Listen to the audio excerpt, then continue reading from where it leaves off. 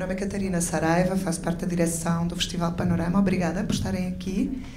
Obrigada também a vocês por estarem aqui. Eu vou fazer uma pequena introdução ou apresentação das pessoas que estão na mesa e que trabalham sobre, que vão falar à volta da documentação. Xavier, coreógrafo bastante conhecido da dança contemporânea internacional, que está com um trabalho aqui no Museu, no Mar, retrospectiva, por Xavier, e que esteve com a Sagração da Primavera, uma versão sua da Sagração da Primavera na Cidade das Artes. E Christophe Wavelet, teórico e um dos membros fundadores do KNUST, que é um grupo de pesquisa à volta do significado da documentação em dança, onde também o Xavier participou, e sendo um praticante e um teórico, achamos interessante haver esta confrontação de discussão à volta do que é documentar dança contemporânea, ou dança era especialmente dos anos 60, não é? Nos fazia não só... Ok. Portanto, eles vão falar sobre esta questão e especialmente o que é que acontece, qual é o significado da documentação hoje, aqui, neste contexto. Mariana Trota, professora de dança da UFRJ, vai depois moderar tudo aquilo que seja a conversa à volta, depois da conversa que eles terão. Portanto, será uma conversa informal ou formal entre o Christophe e o Xavier, e a Mariana depois intervirá. Espero que enjoy. Agora não sei como é que se diz em português. Obrigado. Divirta-se. Obrigado, Catarina. Essa conversa vai acontecer em inglês, porque o Xavier não fala, entende português, mas não fala. E, enfim, a gente falou com o pessoal do Panorama e foi decidido de falar em inglês. Antes disso, eu tenho uma pergunta para vocês todos. Quem aqui tem prática em dança contemporânea?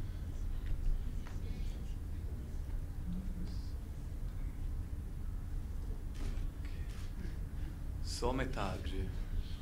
Apenas. Obrigado.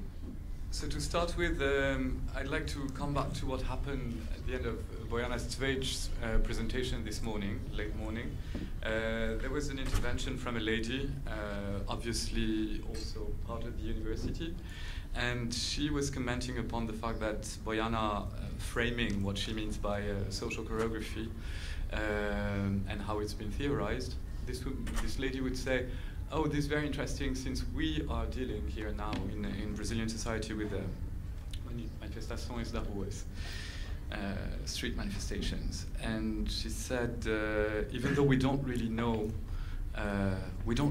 what, and she didn't really finish her sentence, but the way she phrased it was in Brazilian Brazilian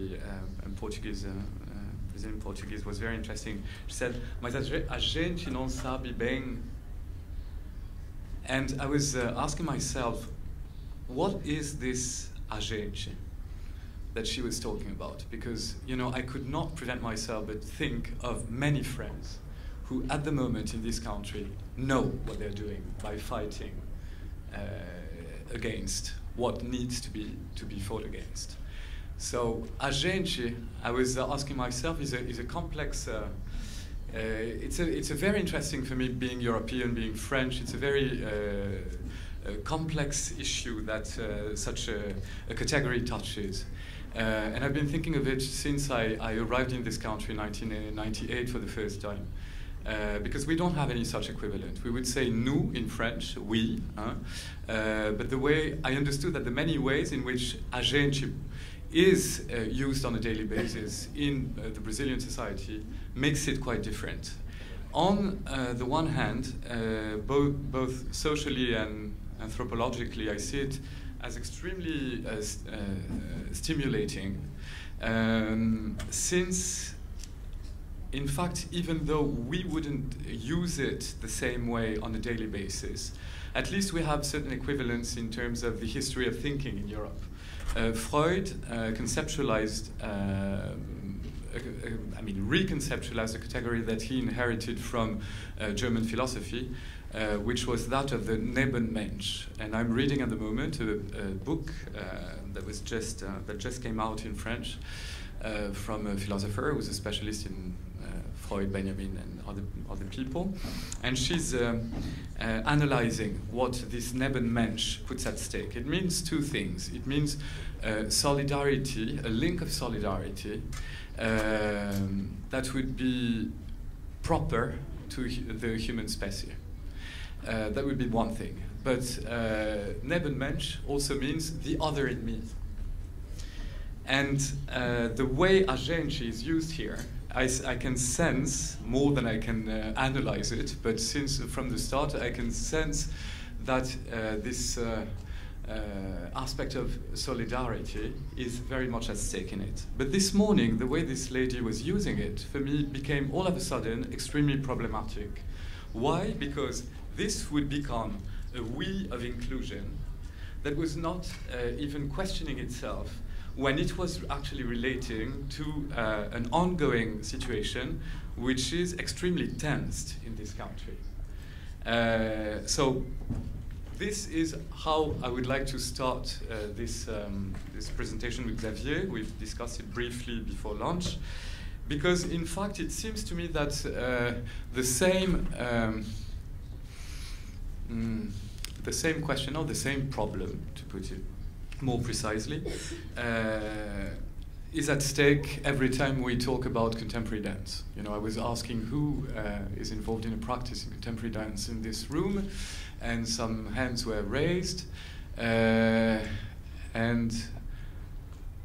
you know, this festival is supposed to be an international festival of contemporary dance. But in fact, it seems to me that contemporary dance, the more I've been thinking of it for the last 25 years, the more I would realize that, you know, this category, who's interested in this category of contemporary dance? What kind of a purpose is it serving? Is it something that would really be relevant for, the perspective of artistic practices or not? Or is it only serving communication means? This is to be discussed. I'm sharing this with you now, and we'll see where it leads us later. But I think that, one of the views that I have in relation to that now is the fact that very often this category is hiding the many antagonistic aspects of what exists under such a name, under such an umbrella. And I see it more and more as a battleground, not only, but partly as a battleground. The same way Agenci can be used in a very, very exciting sense, in my view, but it can also become extremely problematic if we are to use it on the terrain of politics, because then we would need to question anew what we mean by that. And I will put it like straight on the table. For me, politics is not and cannot be about consensus. It's necessarily the exercise of the dissensus.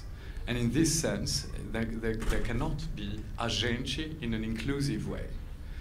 The Brazilian society, like every other society, even though, of course, in each society specifically, is also a divided society. What's happening now, since, we were working in Salvador in July, and we would be part of those manifestations.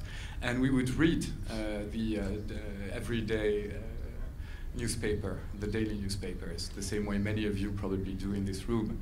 So, you know, Agenci, when it comes both to our societies, not specifically the Brazilian societies, but every society, what the people here are fighting for, in my view, is only partly different, but it's only partly different from what many people are fighting for in our globalized capitalist moment. So, again, what are we to stand for? Division, consensus, or dissensus? That's one thing. Second thing is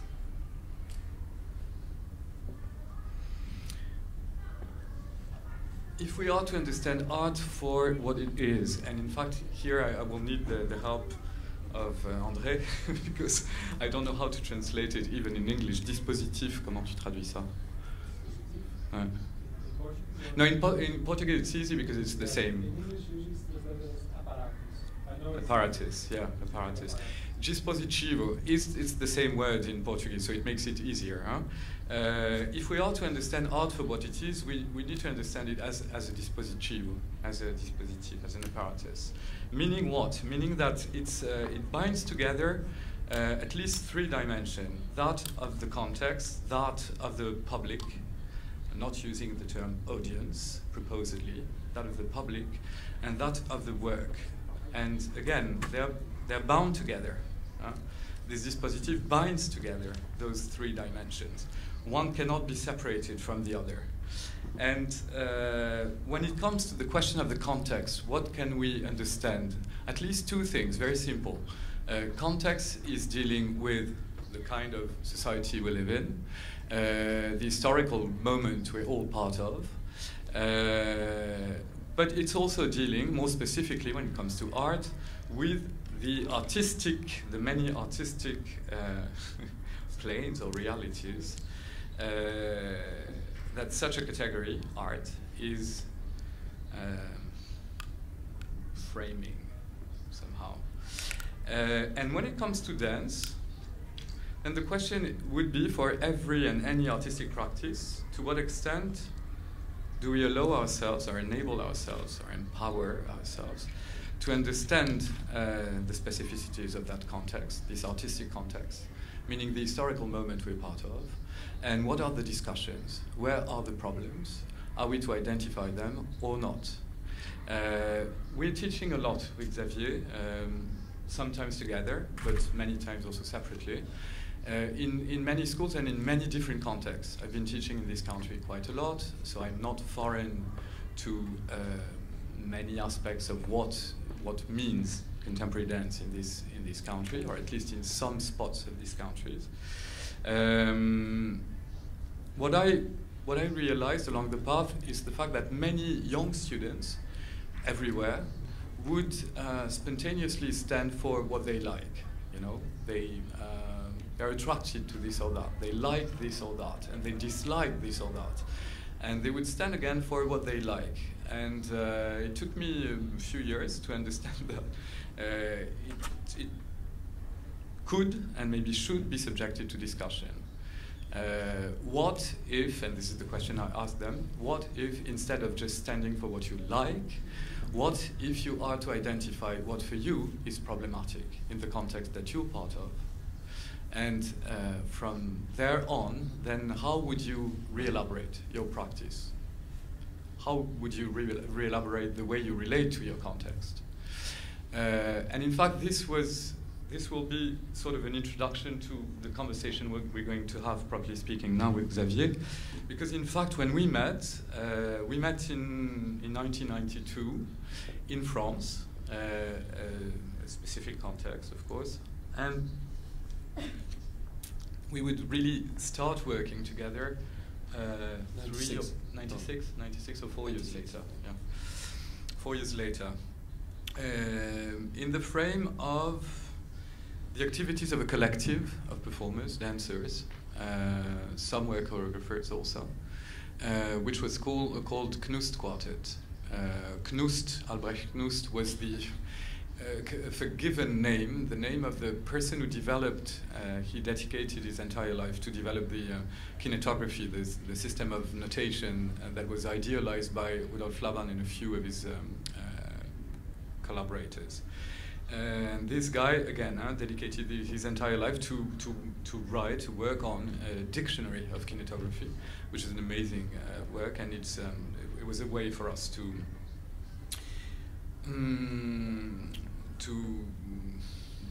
pay tribute to this. In French we have an expression, I don't know how that would translate. I might need your help, I'm sorry, my dear. Petit scribe de l'ombre. How would you say that? You know, the scribe, it's like a battle-by. I mean, the one who writes. I mean, he's paid to write, but he's hidden in the shadow. That's what happened to Knust. Because basically what? We were using one technical tool. It was only a tool. It was not at all an end in itself. And this tool was double annotation score. That was the very beginning of the project. And this is the reason why we had adopted this, this name. What were the activities of the Knus Quartet about? Mainly, we had all been raised in a context which was that, in fact, of the emerging category of contemporary dance. Before that, and Xavier, as well as André, and maybe a few others in this room, are still familiar with the categories that would prevail earlier on, such as young Portuguese dance, young French dance, young Belgian dance, young Italian dance, young Spanish dance. And then, at some point, this category would homogenize all these pre-categories. Contemporary dance was born and was used more and more. And since then, you know, it's been ongoing.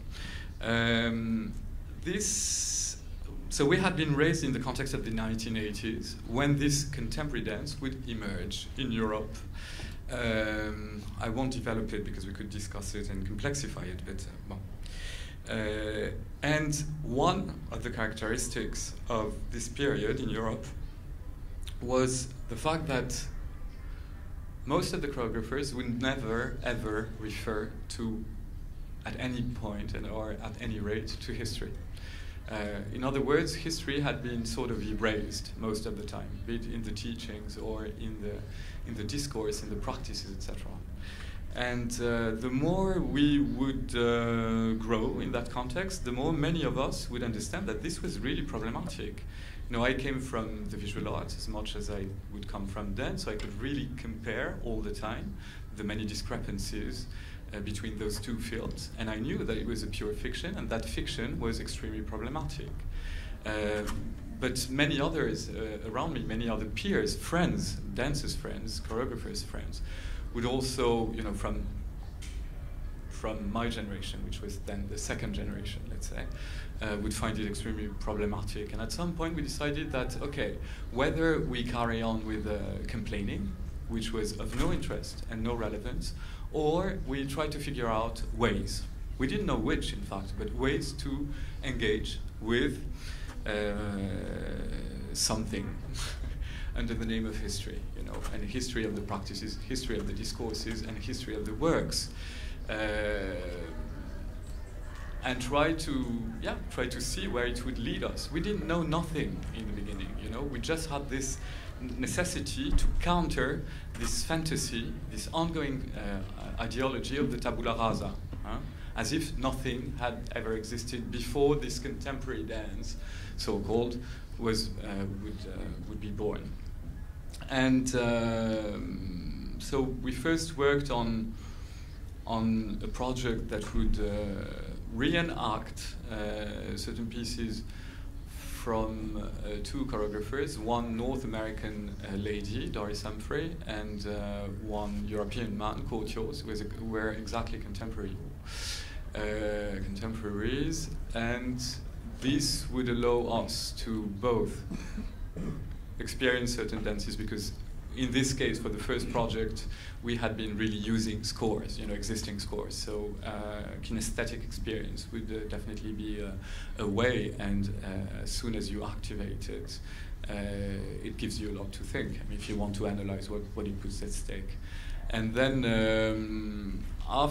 right after this project, we had been identified, surprisingly enough, because we did not expect it at all. I mean, we thought in the beginning that it would only be a project that would interest, say, 20 people maximum. And all of a sudden, we would be, journalists would advertise about the project at a very large scale, quite dangerous one. We were not very young, so we knew what kind of tricks this production system could play.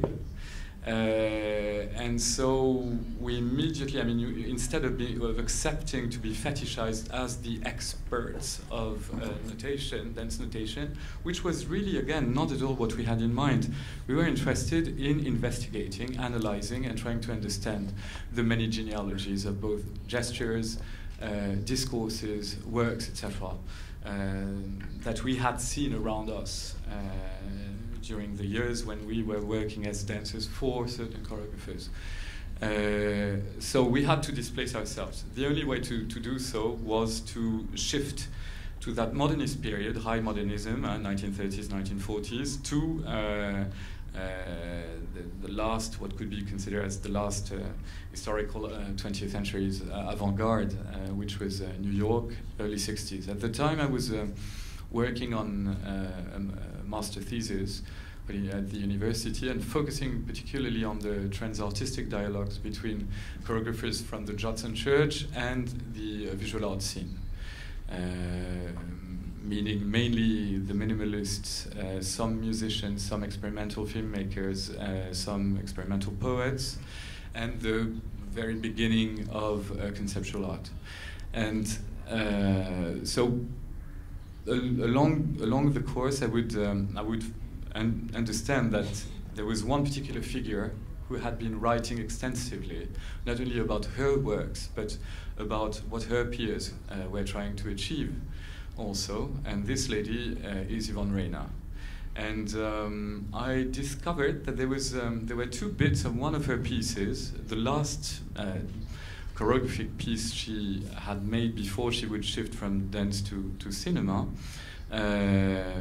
which title is Continuous Project Altered Daily, which is an amazing title, that she shares with a work signed by her partner at the time, the visual artist Robert Morris.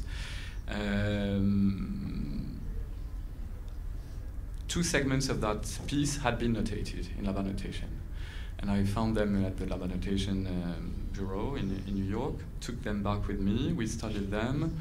Then I went back to New York again, met Yvonne Reyna for the first time, I had a long talk with her. She asked me many questions about how we were working, why, etc. She was trying to figure out the reasons why, what were the motivations as to our project given the fact that the context was pretty different to the one she was familiar with. And she, by the end of the conversation, she said to me, well, if you wish to work on, if you wish to relate to this piece, not only to these two segments that have been notated, but to the whole piece, it's up to you. I mean, you have my blessing. This was exactly how she phrased it. You have my blessing, which was quite funny. And then so we did. And this is exactly the moment when, Xavier, you joined the project. So maybe I've been talking enough. It's your turn. You're tired.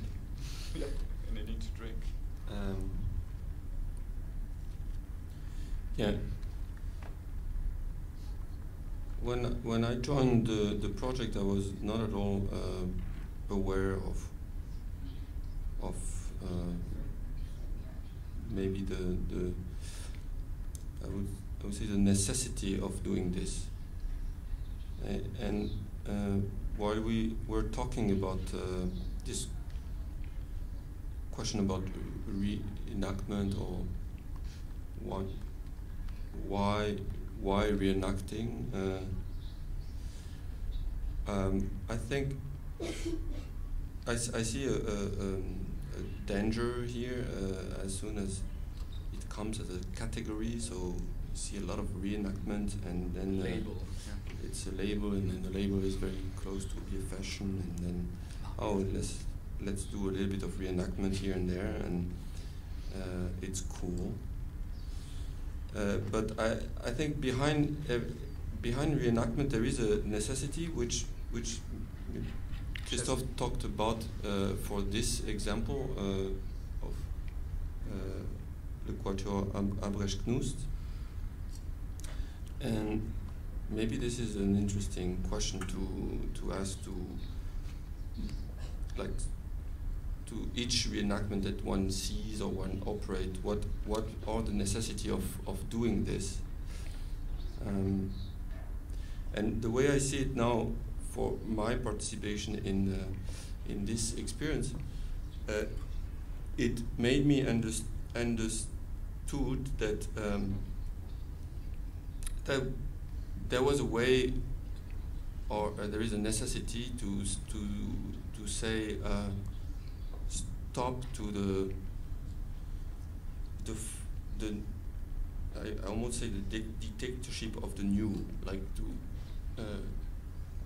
yeah, of course we do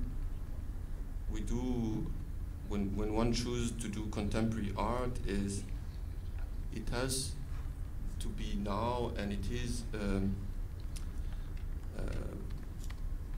very often or implicit that one tries to produce something new, and I think at the time at the end of the 90s,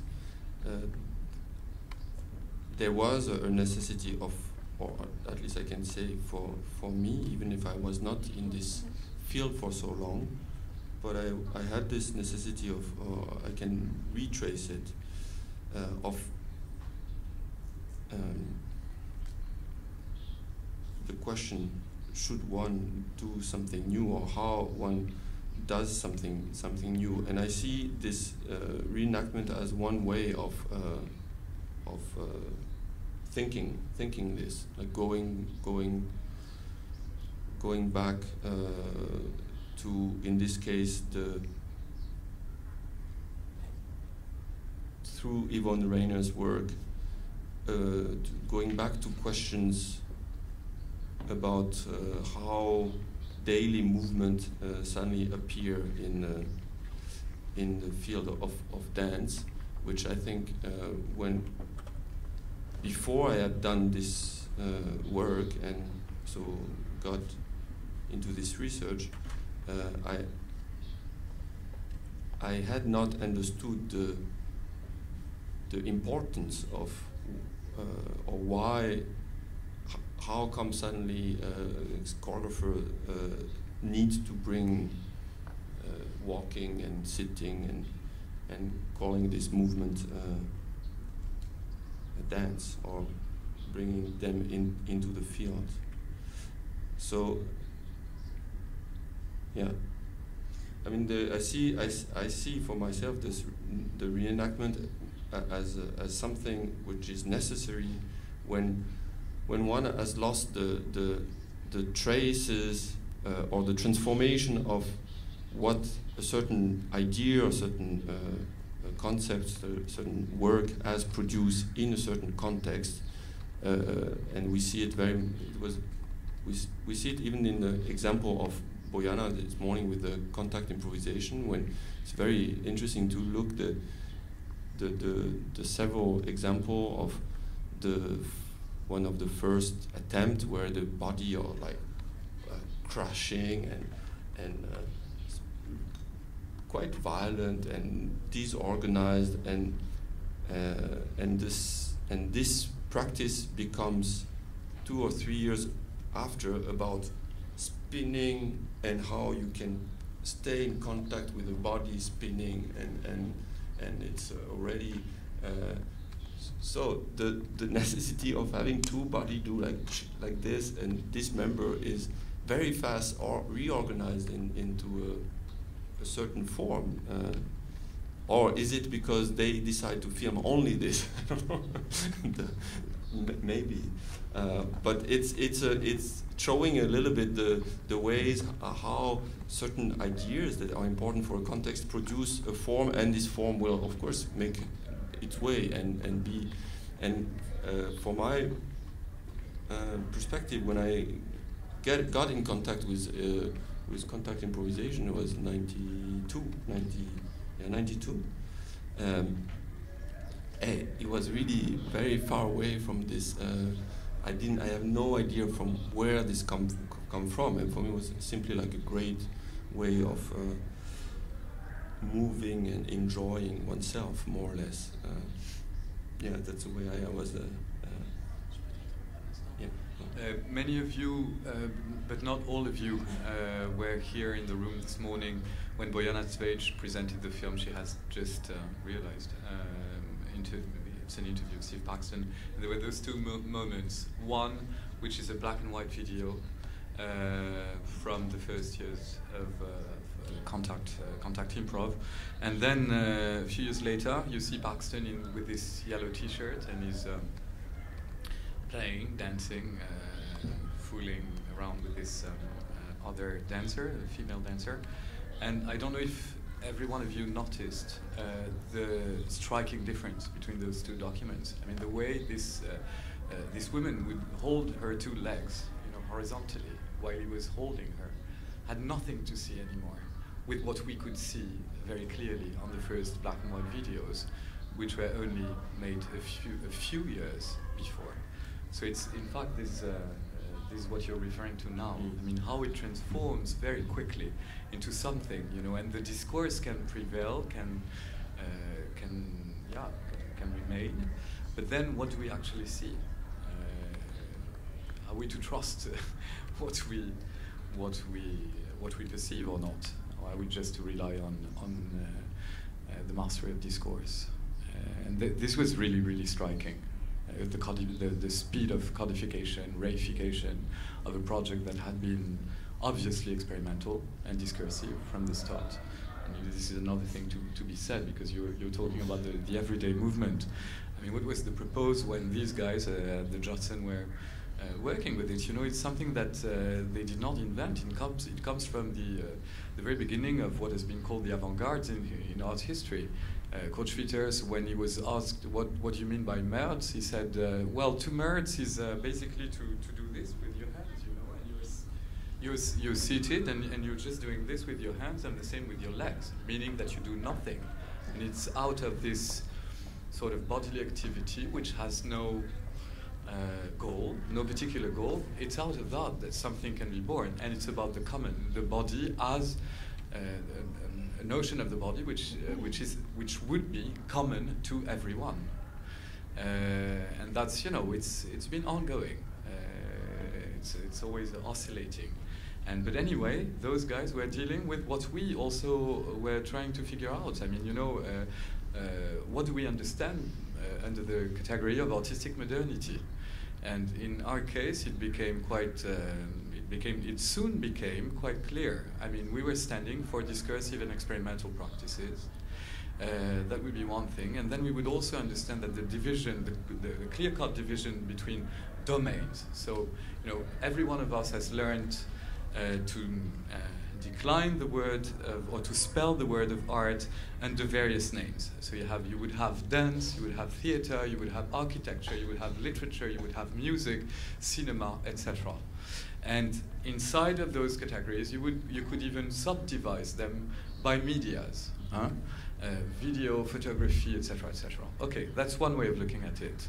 But as soon as we engage with the more serious investigations, we would understand that there's a counter grid that could.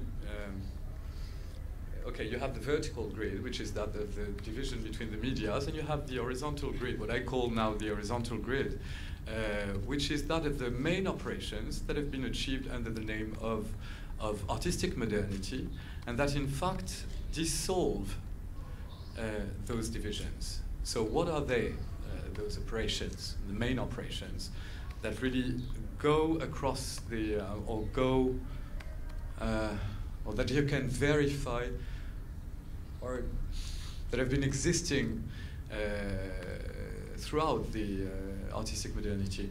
It's collage and editing, that's one. Abstraction is a second one. Ready-made would be a third one. Recording is a fourth one. What am I missing? I'm missing another one. Of course, you have citation and appropriation. Citation and appropriation have always, been among those operations. And this is the question of citation and appropriation is far too complex to just be unfolded and analyzed here in a few words in the frame of this conversation. But definitely, this implies another way of relating to history. Whether you relate to history as something that should be or could be transmitted, passed down, or you understand that it's possible to relate to it through citation. All this has been strongly theorized by both Walter Benjamin and Hannah Arendt, but since this is not a philosophy seminar, we're not going on this terrain now, maybe later during the conversation with you guys. But that's it, you know. Again, what do we understand about the context? Do we want to, this was our question at the time, do we want to maintain ourselves in this compartment for single ladies, the same way it used to be in the old ages in Europe, you know? Or do we understand it for what it has been also, which is a capacity of engaging trans-artistic dialogues? And so what do we identify to or with? In our case, it became again quite clear, discursive, experimental. Je te laisse continuer. Yeah, I continue the track before. Reenactment. Yeah. Reconstruction. The necessity of what I also think is what the action of or the decision of reenacting a work it's not only that it has for me a sort of a resistance toward the dictatorship of producing something new and the impossibilities of how to do this, but it does produce a situation where you work to produce something out of something that already exists, and this is a great. It exists at least as a question. Yes, but I mean, it exists as a question or as a whatever object you can, object in a wide sense.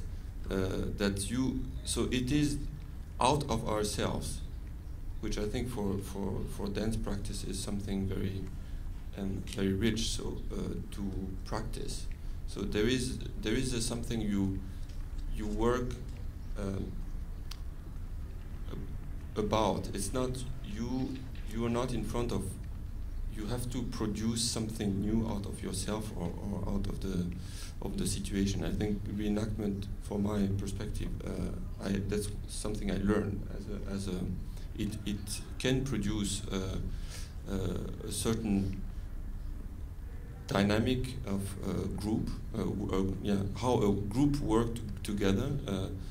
It produces this possibility that you work about something else. Not when you work, you have always a subject or something like this. But the fact that this thing exists or has existed for me was So sometimes I see the necessity of doing this or a reenactment as this in this. Potential, I would say. Yeah, I mean, the question is always, I mean, be it in relation to reenactments or anything else, when it comes to artistic practices, I mean, what is the motivation? What is motivating the practice? What are the questions underlying it? And what are the ways of working out those questions? That's what should be asked, and should be asked to any practice and every work when we are spectators attending this or that performance, or when we are practicing, whatever we practice artistically. Motivation, this is exactly what we talked about. Yesterday evening we had a conversation to sort of see what we would like to talk about today. And Xavier immediately said, well, but as you know, reenactment has become this extremely problematic category in the last years. It has become one of the many forms that are now can completely be dissolved in the forms of the art market, which is true, absolutely. By the time we founded the Knus Quartet, in dance you had another discourse. You had the discourse of reconstruction, which was the dominant discourse, and reconstruction we understood it very quickly for what it was, pure ideology. In other words, history as it had been miraculously preserved, and as if only some would have the capacities to present it as such, you know, this miraculously preserved, those miraculously preserved forms. And of course, why is it a very problematic ideology? Because as soon as we started to work, we would understand the question of how you interpret the materials that you find is a huge question. And the question is also that you cannot, you don't have access to what is to what has faded. When there are no concrete remains, I mean, you know, you can watch a film by Charlie Chaplin today in DVD, and you still see a Charlie Chaplin movie from, say, the 1920s, for instance. It's impossible, as you all know, when it comes to most of the dances that were made during the same period. So what do? We're confronted, you investigate, you find out various materials, sometimes a lot, sometimes very little. And the question is, okay, how do you figure out what remains, and then how do you work based on that? So it's not out only of historical knowledge. This is what I would like to address. It's not only out of historical knowledge, though this kind of investigation is very exciting if it also puts at stake this historical investigation. But it's also about something that took us many years to understand. And it's how you activate the faculty of perception, to talk with Walter Benjamin once again. This fifth faculty that he invented, counter Kant. And how come that this, again, this is, as soon as you pay attention to that, you enter into a debate with the ideology of Reconstruction. If you see, for instance, here, I think that in a few days, Millicent Hodgson and Kenneth Archer's version of Rite of Spring after Nijinsky will be presented at the Teatro Municipal. Millicent Hodgson herself has been publishing, to my knowledge, 5 articles in specialized journals to unfold what their research had been about during the time they were making this, they were working on this reconstruction, as they call it. And those articles are quite rigorous, and they really unfold the very materiality of their practice. And it also shows the many holes that they've been confronted with. And she hardly discussed how they decided to fill them, but at least she mentions the fact that those holes were constantly present, etc. But who's reading those articles? You know, scholars. And very few of them. Among that family, international family of dance scholars, who's interested in reading Millicent Hodgson's articles? You are interested if you're really working on something, on a topic that is closely related to something that they've been doing. And when you will attend this performance in a few days at the Teatro Municipal, for those of you who will attend it, you will see Rite of Spring by Nijinsky. And then, probably in the program notes, you will have Reconstruction by Millicent Hodgson and Kenneth Archer. But, okay, why not? You know, but what is it that we're seeing? And it's legitimated because it's still presented for what it is not. I mean, it is a fiction. And it is great that it is a fiction. We have no other ways of dealing with that as soon as we want to stage or restage or reenact anything. But at least, you know, this should be mentioned and addressed. And instead of filling the holes, what if the holes were shown as such? That would make quite a difference. Oh, sorry. Reenactment reconstruction is to address the problematic aspect of that. Maybe there are questions about this. Yeah.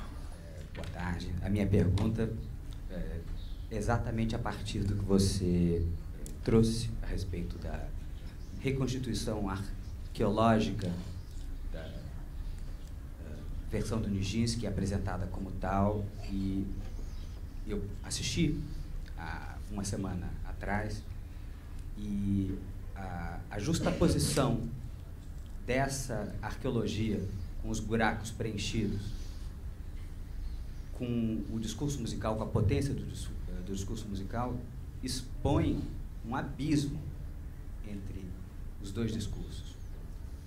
O que me faz refletir, o que, é claro, a partitura, com toda a imprecisão, ela tem mecanismos de registro que fazem com que... Não era a Filarmônica de Berlim tocando, era o Orquestra do Teatro Municipal. Mas eles foram muito bem, eles tinham um bom maestro, eles ensaiaram bastante. A música estava lá, a potência da música estava toda lá. Prazo de validade indefinido. E, ao mesmo tempo, aquela arqueologia exposta como supostamente a coreografia do Nijinsky, tinha uma estaticidade, a falta de vida, uma ausência de vibratilidade, de pulsação flagrante diante da substância sonora que irradiava, que brotava como um vulcão. E, há 2 dias atrás, eu assisti a magnífica versão do Xavier levar para a Sagração da Primavera, fantástica. E aí o confronto, a comparação entre as duas formas de lidar com a mesma substância sonora fica muito evidente, fica muito... Porque ali, no caso do Leroy, ele partiu de um conceito muito simples, que foi um regente regendo a Sagração da Primavera. Ele se inspirou num determinado regente e ele virava de frente para o público. Para quem não assistiu, ele virava de frente para o público e ele regia a Sagração da Primavera com alto-falantes espalhados pela plateia que reproduziam a posição espacial real da orquestra. Então, eu toquei a viola.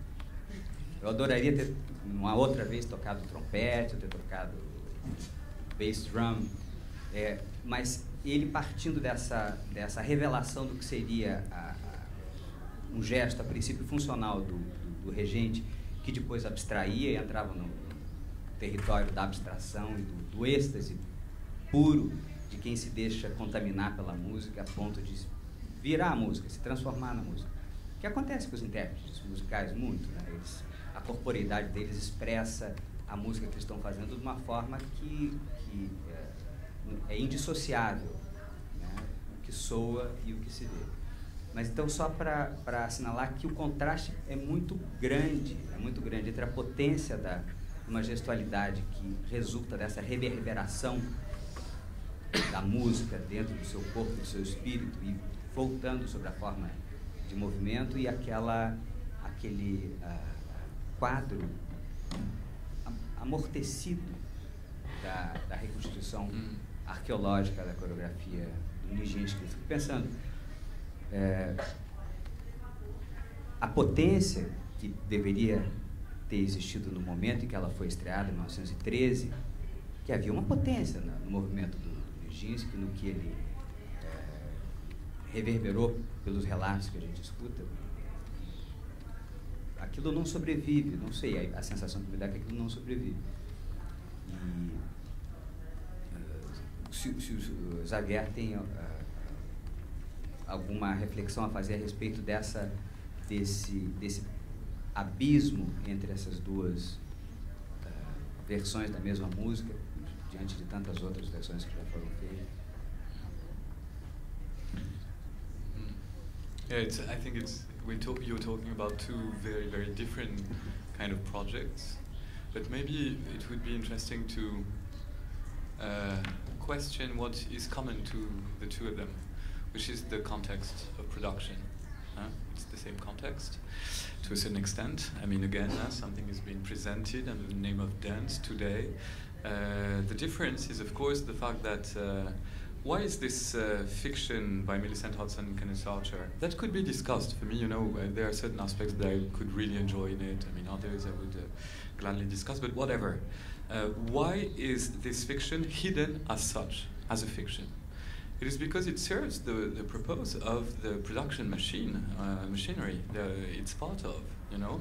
It's only touring in huge institutions worldwide, the only ones that can afford paying for that, you know, budget-wise it's enormous. And those big institutions themselves stand for a certain regime of representation. They legitimize what they present. The simple fact that something is presented under their banner legitimizes what is being presented. It's the official culture. It's culture. Xavier, as you saw the other day, was presenting in a room of what, 150 seats? Sometimes it can go up to what? 240. Well, make the difference. It's very clear. Even though he was presented the other day in this Cidades das Artes, maybe we could also discuss about that. What is the logics of vitrine, of a window that is now, that is existing everywhere in the world? What is this thing? I was talking with many friends who were there the other day, and I was quite shocked by this non-place, which is again only a window, monumentality, etc. So that's maybe another question. But anyway, I see it. What might be discussed is in fact related to the context. It's today. It's happening in the same city. It's under different banners, with different kind of audiences. It's not the same kind of economy, obviously, nor artistically, nor financially. And again, this is why I was saying what I was saying in the beginning. What are we to discuss or not of the problematic aspect of the ongoing use of that category of contemporary dance? As for it is homogenizing something that is not homogeneous. And not only is it not homogeneous, but it's also constantly antagonistic. If you look at the works and see how, for instance, okay, let's take concrete examples. Deborah Colker is not Lia Rodriguez, for instance. The same way Xavier Leroy is not Sidi Larbi. Bon. Taking only 4 examples, huh? But okay, every one of them exists under the same banner, supposedly. But then what do we do when we attend the performances? What are we to discuss together? I mean, is there anything to discuss, or just verifying the fact that we have a social inscription in one same milieu, which, frankly speaking, I've never been interested in, I can understand that for some it's a necessity. I was born in a quite protected environment, social environment, so I have no anxiety in relation to that. Therefore, I would not moralize the posture of those who need to inscribe themselves. But okay, what I'm interested in is to discuss the binding of aesthetics and politics. Otherwise, I prefer to stay home and read and watch good movies. So this is also what we had in mind with Xavier. I mean, we said, okay, we're going to do our little number. But at the end of the day, what is to be or not discussed with you? I mean, we're here, you're here. Who's interested in discussing the problems? What are the problems, for instance, that you identify in this context which is partly local, of course, it's Rio, it's now 2013, etc. But it's also in the frame of an international festival. So we have this, this tension between the double dimension, and every one of you is familiar with it. So what do we wish to discuss?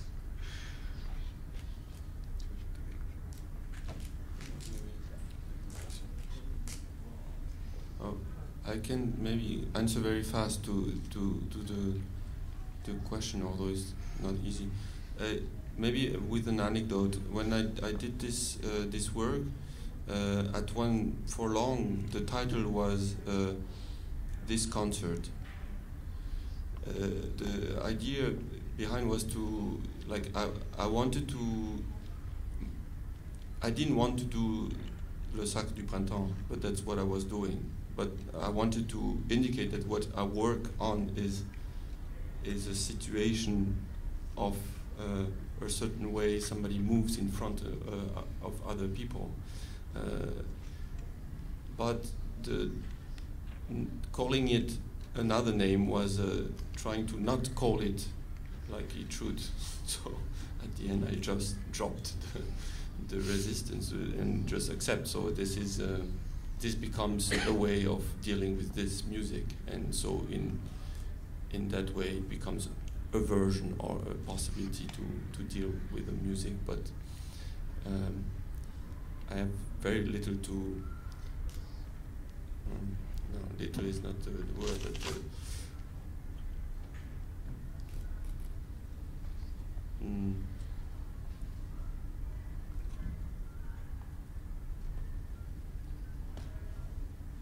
yeah, I don't try to make a point in relationship to the history of Le Sacre, but of course I do through the fact of doing it, but it's not very strong engine in my way of operating. That's not really what I'm interested in. You mean it's not what motivates you? It's not what motivates me, yes.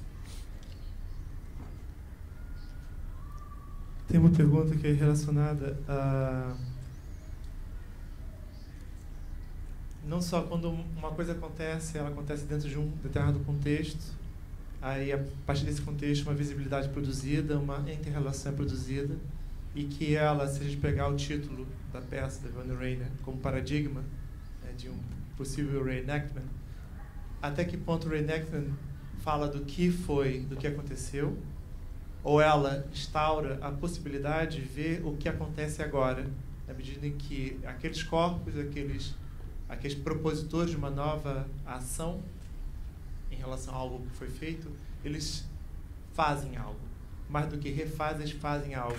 Eles se colocam em relação com aquilo, mas em relação ao que eles entendem por dança, por visibilidade, por produção artística, relação com o mercado de arte, etc. Então, como é que as condições de visibilidade, o contexto, atravessa a possibilidade do reenactment, ou a realização do reenactment, na opinião de vocês? That's what I was saying in the beginning, but maybe you were not yet here with us, because what motivated the project was not, in fact, just about reenacting, in this case, a piece by Van Reiner. In fact, we've been working on three main projects. One would deal with 1930s, 40s,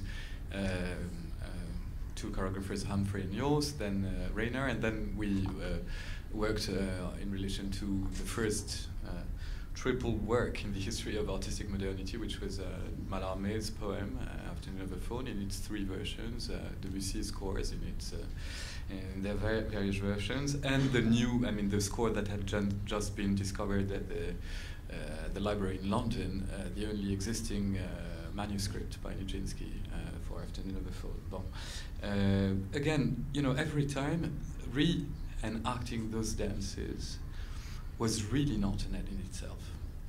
It was a way of trying to reinvent modes of cooperation, production of discourse, reconfiguration of the practices. This is also why we started in four working. We were just four working together, but very quickly from the second project on, it would aggregate many more performers. And it was about politics of friendship, very clearly, not only Xavier, but other people, even including some that you've seen here during last editions of Panorama, such as Buffard, such as Charmat, and others. They were part of it. So, we knew that we were part of what the North American would call a community, that we wouldn't call so the same way. We knew that there was a debate. There was not only dialogue at stake, but really debate in this milieu. We were not standing for consensus, far more for dissensus again. And the question of the context is, in fact, absolutely crucial. Would I be raised in a context where, as a young artist, would I have been confronted to the equivalent in dance of that which I was familiar with in the visual arts, I wouldn't have engaged myself into the project of the Knust. It's because of that clear discrepancy that I would see that is still at stake. We're teaching. My shock since I'm back into teaching the last 2 years. I'm teaching basically in two schools, visual arts school and dance schools. One of them being, supposedly one of the best in the world, which is Parts. What is the historical memory of our students? Max 10 years, max. So the situation hasn't changed in this respect. For me, it's a total shock. Frankly speaking, sometimes I'm just about like, okay, why am I staying in this milieu? I mean, visual arts might be confronted with many other problems, market mainly, but at least, you know, there's a sedimentation of knowledge, there is debate, there is critical discourse, etc., etc. Well, I stand for it because I understand that it's still possible to, you know, again, to act in a limited way, maybe, but to carry on with these same necessities and priorities. That's it. And every time I'm teaching, and this is something we've been discussing, it's an ongoing discussion with Xavier. Why are we standing for teaching as much as we do? It's because of that also. I mean, you know, otherwise we witness situations that for me are intolerable. That's it. You know. And perhaps following what Gustavo just said, it seems to me that there's three positive aspects of reenactment that were proposed by the table. One was this idea of experiencing the historical past that is never available for dance. It's kind of tragedy, pedagogical tragedy that takes place. The other one was something that Xavier said, which was to stop with the dictatorship of the new, this imposition to be constantly creating the new. And the third one was also proposed by Xavier, and I really like perhaps to push just to see where we go, which is this notion that reenactment allow you to produce something out of that which already exists, right? So this idea of potential, there's something there, and then you create something on top of that which is already given. But then you say something really nice on this third one, which is to say that this one takes us out of ourselves. And I was trying to figure out this pushing out of this dispositive self, and then I start thinking about self-unfinished, but also about thinking retrospective, and this notion of that Gustavo just said, because in a way there's a kind of, at least for me, to come back to an exhibition, I see it as a kind of reiteration of an idea, or of a score of an idea, but that changed very much, I don't know if you agree with that, between Tapies and here, not in the choreographic score, but perhaps in a kind of environment or atmosphere, or there's a different kind of thing going on. And also, the strategy is also to put yourself out of yourself and to encounter your work through the voice of bodies of others, right? So this notion of something that could be reiterated with a difference is quite interesting, and I know there's a lot of stuff, you know, like thinking about products of other circumstances, the Bourteau piece, like, so this, yeah, just an observation. Maybe there's something that you could say. You mean, I mean, yeah, that maybe we could talk about that, because I can actually also, I would gladly translate what I heard of what you said into a question. What has been the necessity for you to after 15 years of making pieces, to disseminate your works into many different bodies, many different stories and histories, and many different contexts? You know, I mean, yeah, what is it? What is it about? Maybe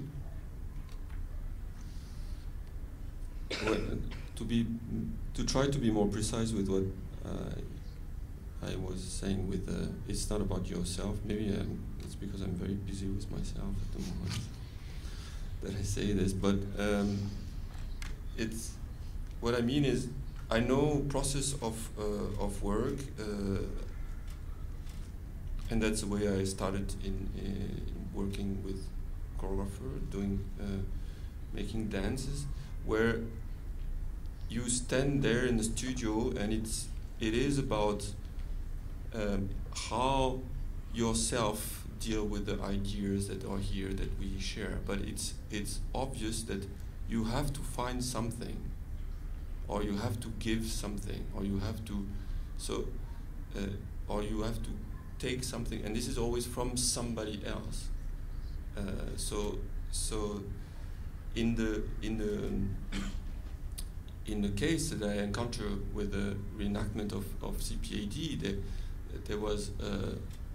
that was not at all the process of work. If Christophe had something or if I have to learn something from Christophe, it's because he had learned it from the Laban notation, or they had worked. So there was it was not in ourselves, but it was about embodying something from through other ways than the one I knew from dance. So maybe that's what I mean by it's not coming from ourselves, and of course it can only come from ourselves. But the starting point or the exchange is not based on that. It passed by another entity, which are the questions. For example, when we talk about the daily movement, why the users, I see it as an entity. Why? So we do this walking. It's not that I learn how to walk from, or I do my walking, but it goes through another entity. So this is this was a very, it's in a way for me revolutionary in the understanding of producing something. So it was showing another way, and a way that allows that open for discussion of another kind, discussion that can be about, that have the potential not to be about ourselves, because we're not the holder of this. Nobody is. It doesn't belong to. The thing you work on doesn't belong. So that maybe this is the one of the questions that is put on the table when the dance belong to some other bodies already. And especially in the case of this continuous project Alter Daily, where it was scores, it was notes, it was text, it was so there's nobody that you could see on the screen doing the movement, so it was not possible to copy. So the embodiment, but there would be embodiment because we would, and that's maybe to think with what Bojana said this morning, I don't know. So starting from this, this has changed a lot in my way of seeing doing things. And maybe to make a big jump with what's happening with the retrospective and the exhibition, I see it as trying to do the same operation the other way around, to make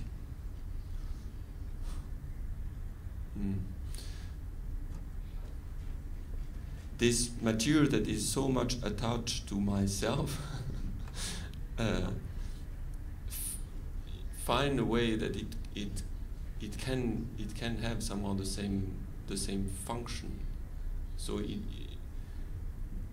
now I'm trying to understand also if this is a way to see it. Trying to link maybe the fact that it is possible to have a certain kind of discussion that can be disagreement, that can be different point of view, that can be shared only if it doesn't come from oneself. I try to do it. Yes, it can come from one self and function the same way. Maybe that's one. Is this understandable? Yeah, I think it is perfectly. But maybe there's something that you are not unfolding now, which is, I mean, in an interview that we did about, I don't know, 6 years ago, which was published in the catalogue of the opening exhibition of the Contemporary Art Museum of Bolzano in Italy. You were insisting on, or we were discussing the oscillation in your work between the solo pieces and the group pieces. And from the start, it's been very clear that the question of the authority, works very differently, and that this constant oscillation between the solo pieces and the group pieces in your case have been a clear response. And maybe you could talk about that, because what's at stake throughout with retrospective now is not so different in terms of modes of cooperation at least, as, you know, the other pieces that you made before, but what maybe in terms of this oscillation between the necessity, this double necessity for you to operate, to carry on with the solo project and the group pieces, and the very differences in terms of authority.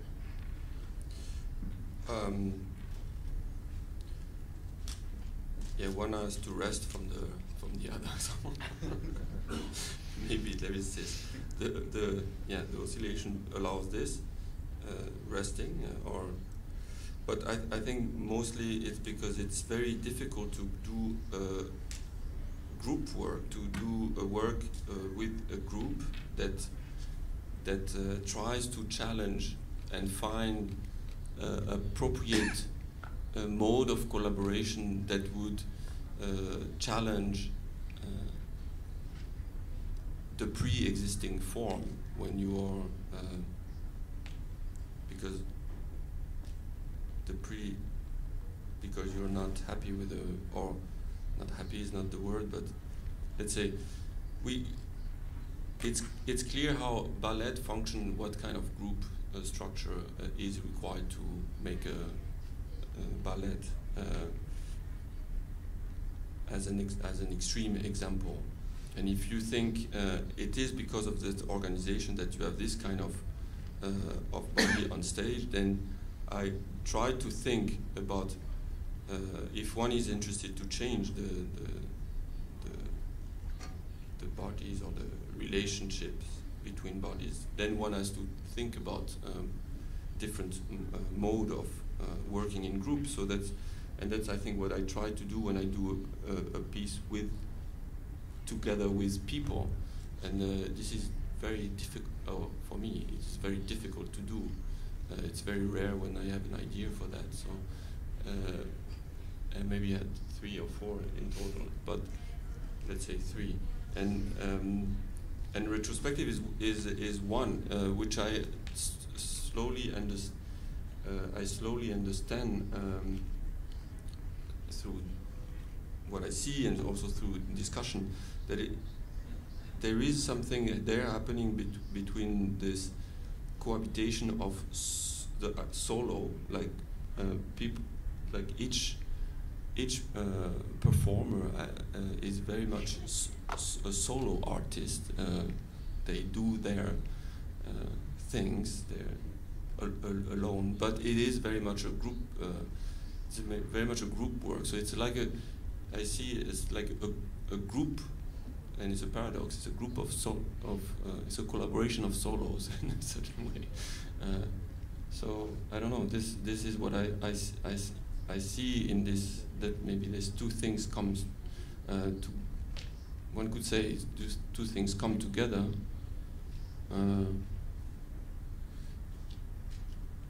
Yeah, I don't know. Aceitando o desafio da mesa, o que vocês querem discutir? O ano passado, o Festival Panorama foi recebido e recebeu uma cidade e um país. Esse ano, ele recebe uma outra cidade e um outro país. Como disse o poeta, o tempo não para. E a gente está aqui num... Desculpa, quais são os países e as cidades? Não, Rio de Janeiro, Brasil. Ah, tá. Sim. A gente está aqui a gente está discutindo dança contemporânea.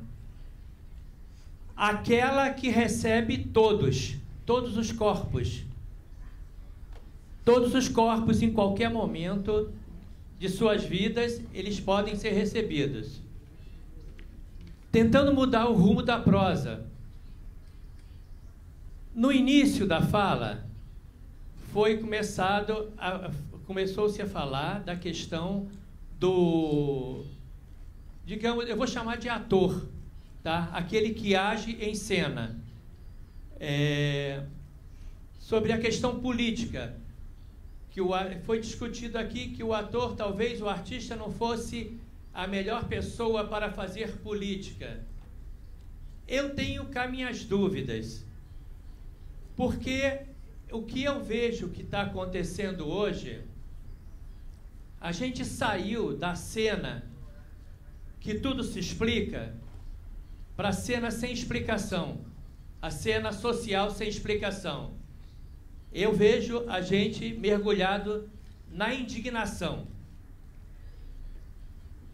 a paixão bruta, aquilo que não dá para se explicar. Existe um sofrimento no ar, existe o inexplicável no ar. E isso está movimentando os corpos, nas ruas, nos humores, nos comportamentos. Então, eu acho que saber por que você está dançando, ter uma intenção definida porque você está dançando hoje, eu penso que é uma coisa aprisionadora. Não leva a muita coisa, no meu entender. Eu acho que é preferível a gente conduzir a nossa dança, o nosso pensar dança, à luz da indignação. Porque aí a gente não se aprisiona. Aí a gente não legaliza a nossa dança, não encontra respostas objetivas para o que está dançando, mas encontra um grande motivo para provocar transformações. Eu acho que nós estamos num momento de diamante bruto e não de joia. Antes éramos joia, hoje somos diamante bruto. Eu vejo que nós somos corpos em movimento que se move buscando uma nova forma. Porque eu acho que essa é a política e eu acho que esse é o grande momento da dança contemporânea. Principalmente porque ela não tem a prisão de perguntar quando você começou a dançar. Aos 4 anos, tudo bem, pode entrar. Aos 50, aos 60, e eu estou falando de mim, a dança contemporânea me recebeu. Agora, eu acho que a gente tem que pensar nisso. Pensar que homem nós somos, que dançarino nós somos, e será que precisamos saber por que estamos dançando? Ou só a indignação social não basta? Eu não entendi bem. O que é que você chama de dança contemporânea, por favor? O que eu chamo de indignação? Não, de dança contemporânea. Dança contemporânea, para mim, é o futebol, é o bailarino no picadeiro, é o trânsito, é a Avenida Rio Branco engarrafada de gente, é tudo aquilo que você puder colocar, traduzir de uma forma artística ou, através do teu olhar, transformar em arte. Muito cageiano. Por que não?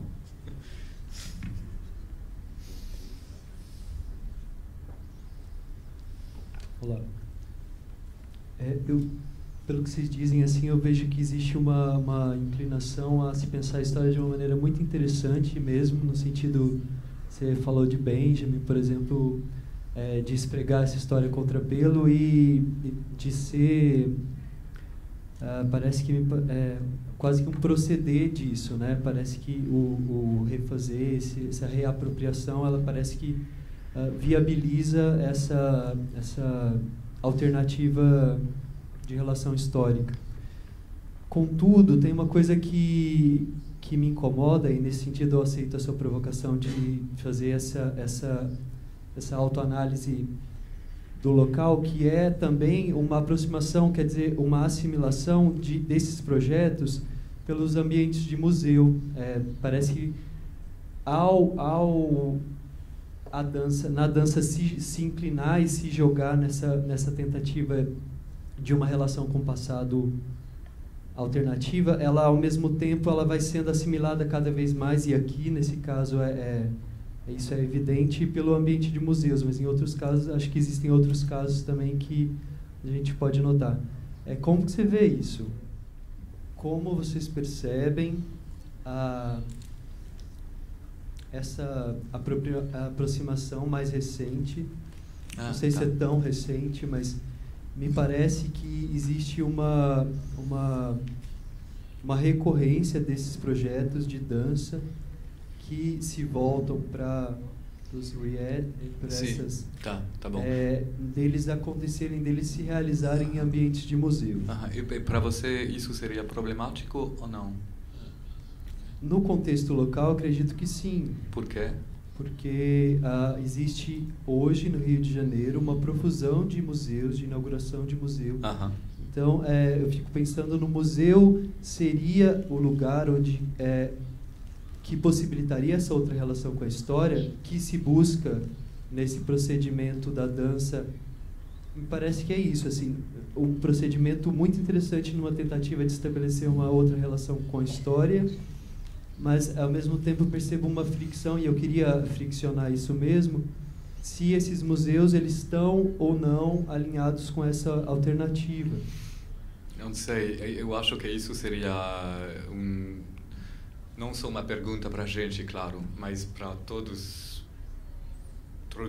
nós que estão sentados nessa sala, porque, claro, eu tenho um ponto de vista sobre isso, mas não acho tão importante como a discussão que pode acontecer agora com todos nessa sala, porque isso você está se relacionando com esse contexto agora, no Rio. Bom.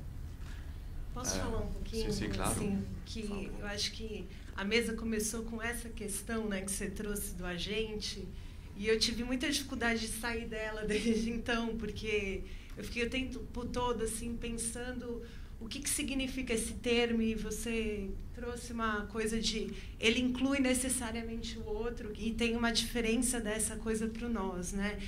E eu acho que tem tudo a ver com essa questão do apagar a história, né? A forma como a gente construiu a língua portuguesa aqui no Brasil, ela tem um lugar assim de que, se a gente for pensar que a gente mora num país de dimensões continentais, que a gente fala a mesma língua e que a gente se entende muito bem em todos os lugares, né? Assim, um consenso já colocado que, claro, que tem a ver com a questão de território, de dominação e tudo mais, mas como o apagamento do que foi resistência em relação a isso, ele foi tão forte para a gente que ele de fato se apagou em muitos lugares, né? Então, a gente estuda que até 1800 a gente falava tupi no Brasil, hoje ninguém fala tupi, só nos nomes dos lugares.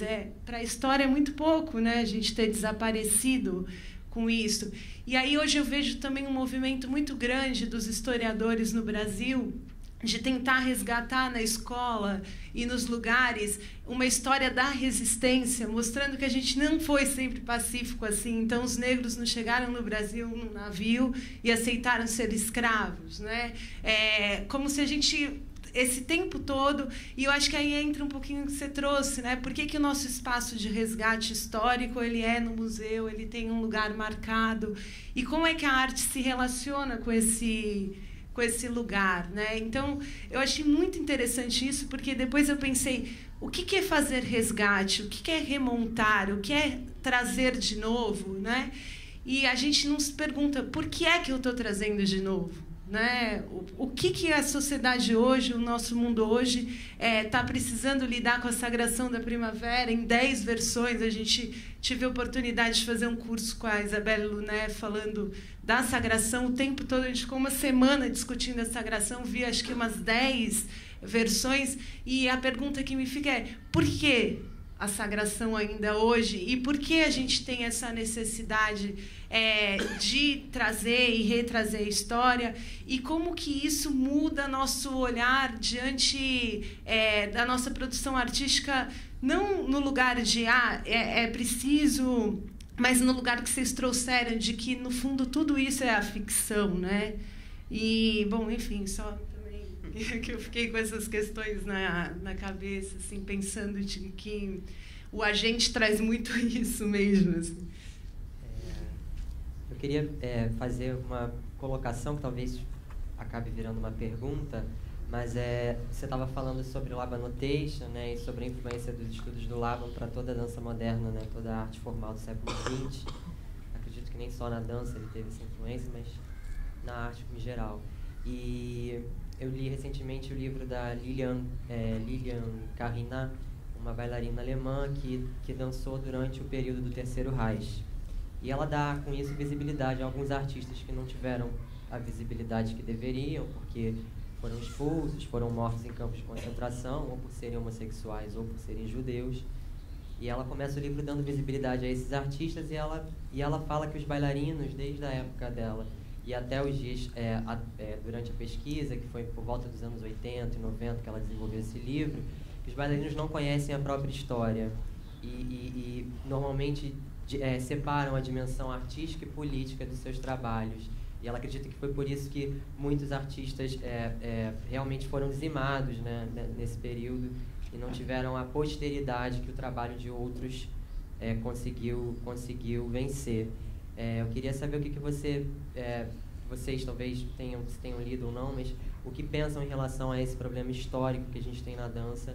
Realmente, eu, por exemplo, como um jovem, vir a procurar recentemente bibliografia para uma série de pesquisas e ter uma grande dificuldade de encontrar trabalhos que realmente desenvolvam visibilidade histórica para determinados grupos que a gente não tem, né?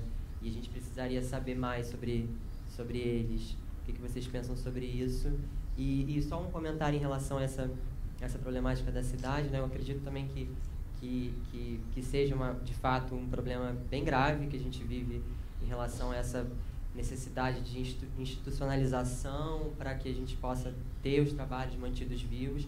Por um lado é muito bom, porque a gente ganhou espaços excelentes, né, de porte grande, de excelência, de qualidade, né, de funcionamento, mas acho também que a gente está indo talvez numa via muito institucional, e se a gente está pensando em atualizar os problemas que foram colocados pelos artistas na década de 70, a gente talvez precise ser um pouco mais revoltado, assim. Acho que é isso. Tem muitas perguntas enfim, em relação à história, eu acho que, sabe, você parece sensível nessa questão. Então, vai, trabalha, faz. Isso, it's up to us. As coisas não podem mudar só porque teria um contexto que, de repente, te ajudaria a fazer esse tipo de projeto. Não, claro, não tem nada que existe enquanto dispositivo administrativo ou público. Mas vai, se você está interessado. É exatamente aquilo que a gente fez nessa época. Pelo primeiro projeto, a gente não tinha o mínimo dinheiro. Nada. Bom, depois foi diferente. O trabalho foi bem recebido, enfim. A gente conseguiu um dinheirinho para continuar. Mas, bom... Não sei, eu acho que não tem nenhuma fatalidade. As I was saying in the beginning, whether we carry on with complaining, or we counteract. Não sei, tem vários planos da sua relacionados à sua fala. Por exemplo, contexto de produção, economia, etc. Isso deveria ser uma discussão coletiva aqui. Claro, sempre foi um problema. Eu cheguei nesse país em 98 e todos os amigos já me falavam sobre ongoing problems enquanto economia da dança contemporânea neste país. Bom, as coisas, claro, mudaram até um certo ponto, mas também outros problemas permaneceram. Bom, cresceram, sim, vai, acredito. I would like to come back to some of the statements that you said, and also the relationship between reenactment history and modernity. For instance, I was informed about Albrecht Knust in the 90s, living in Serbia, in Serbia, already then, only Serbia, where contemporary dance as such didn't exist. And the procedure of reenactment influenced us in the sense that we understood it in a Benjaminian fashion. And that is that you have to make a tiger's leap into the past, into the promises of the past that haven't been realized, because the one who controls the past controls the present, and the one who controls the present controls the future. So in terms of minoritarian histories, and it is not about, for me, it's not about bringing back, and it is creating a fiction, but it's also claiming the past for another future. And I think that also I linked what Albert Kunst has done with the 3 projects of reenactment to another course of contemporary dance in Europe, that for a lot of people who weren't part of that center, and I'm trying to identify with the periphery if we still want to withhold that kind of division between the canon and that which is outside and is always it was very empowering, and I would agree with you that it's about do it, just to do it, because it's for instance, and I say I identify a kind of platform that was a very strong discursive platform, and that is still lacking, and it's, for instance, very much lacking in the center. This is why you can have on the same stage Cindy Larbi and then Xavier, and it's a scandal. I agree. It is a scandal because theater is not enough a museum in that sense, that we can read genealogies and that we can make distinctions which are certain judgments of history. But we came up, when I say this, some colleagues of a discursive community in former Yugoslavia, with a concept called piercing through, which is different from emergence, because emergence has this grander, ontological monumentality of truth. And with piercing through means it's the impossibility to produce itself. So there is no condition of possibility for something to produce itself in its institutional side. That was the case with dance in socialism. So it had to happen elsewhere. So, for instance, this Pupilia, it's a kind of claiming a neo-avant-garde piece. It was a piece that happened in the 60s in Slovenia, was seen by just a number of people, and it was reenacted and reconstructed at the same time, including the context of its production. And for us it meant, look at this, what would our present have been if that piece was recognized in a different way? Mm-hmm. So I think we all, in all cultures, including France and Germany, have a lot of work to do. Maybe in France and Germany they have less work than we in Serbia and Brazil, and but I think it's about genealogy, it's about history, and it's also about modernities and minoritarian histories, and then maybe, I don't know, I don't know who should be sitting here to discuss with us to prevent this scandal of, I call this management of differences, this kind of programming that puts together CD Live because it sees it in technical terms and in terms of reception and popularity. I find that discourses are not operating there. There's still a huge divide between discursive work that is being done by theorists and by artists, and then a curatorship that that completely undermines the work. Huge discrepancy. Yeah. Because we haven't created frames that can mediate, that people can not look at here and now. I think Ramsey Bird has defined very well the problem of the historization in dance is this mechanism of exhaustion and renewal all the time. Mm-hmm. So this constant reproduction of the original instinct. Well, I've said it. But I would just add one thing, Bojana. Of course, it's like hugely problematic. But what is for me even more problematic is the fact that I don't expect much about the so-called curators in the dance world. But for me, the shock comes from the fact that this is not being discussed except within circles of friends. And that's the ongoing problem. Yeah. Yeah, of course. This is the reason why, schools are public, I mean, at least in Europe, but also here, I mean, to a vast extent, there's still many schools that are public. Okay, what do we stand for? Just need to pee.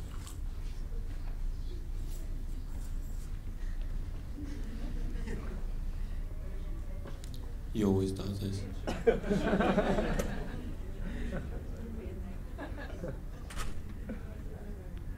But we can continue without him, right? It's okay. My question is has to do with his question, with the idea of putting a piece in a museum, as the museum was the same thing everywhere. Last year I was in in Japan, and I met many people from Japan, of course, and people also from Indonesia, where they had received Boris Sharmat's piece. And from colleagues from there, there was the museum, although it looked like a museum, it was not the same thing as it is in Europe in terms of something that's been established. It looks like a museum, but I wonder if it's a museum that can provide the conditions of visibility, but also the conditions of legitimization as it has in Europe. So I wonder if, when I understood his question for you, is how much we can divide the institutional side from the physical conditions where the work is shown. Like, what's the difference of showing a gallery, like a private gallery, or a building that you have that was just rented to show, and the difference of presenting it in the museum, where at least there is this will of holding things, of saving things. Yeah. I wonder if it was part of your wish or desire to relate to this. I think it's very simple. This work I did is a proposal from a person in an institution. So this work is very much produced by this. It's an answer to this proposal. So it doesn't come from me in my room thinking, I should do a piece for gallery space. It's cool at the moment. It's happening everywhere. I should do this. Still, you know that it's cool at the moment. Okay, yeah, but sure, but it's a different. I'm not looking. I'm not looking for it, or I'm not. I would never have done this if Laurence Rassel, who's directing this institution, and it's also a specific institution that is dedicated to a painter, Fondation Tapies, but within this foundation, there is a task of making a temporary exhibition every 2 or 3 months with contemporary artists. That's the task of the building. So the proposal from Laurence come with all this is the context, but it's also almost the instructions that she gives. I can do whatever I want. She invites me to do whatever I want, but nevertheless with this context. So so now the work was done for that context, and it is possible to make it in other contexts, and each time there are some change. So obvious one is, for example, here people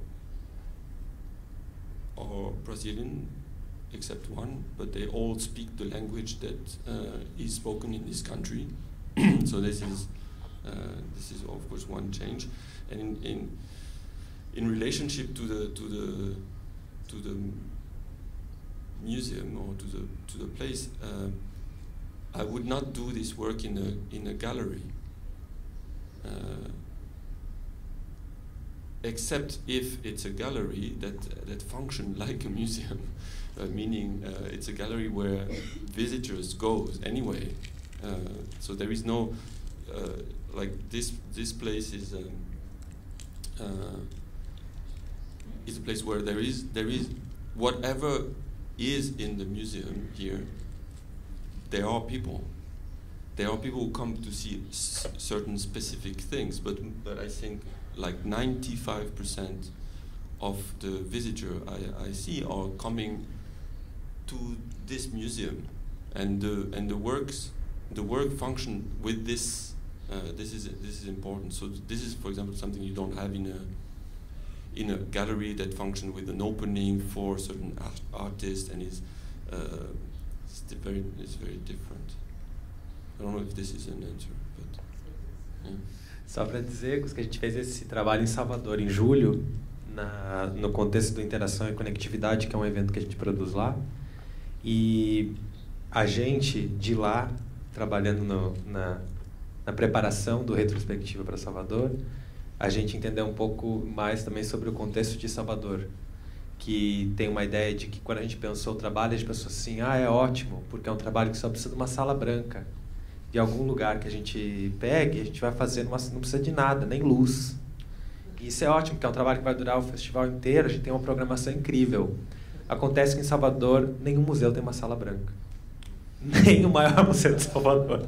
Então, assim, o contexto de Salvador, se a gente pegar, é muito diferente do contexto europeu.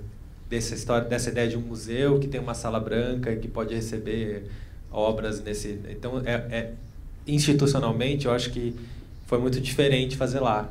A gente acabou fazendo num lugar que foi super bom, mas um lugar assim que a gente depois entendeu que o foyer do TCA, que é o maior teatro que tem lá, que é um foyer enorme, que foi o primeiro lugar que recebeu o MAN.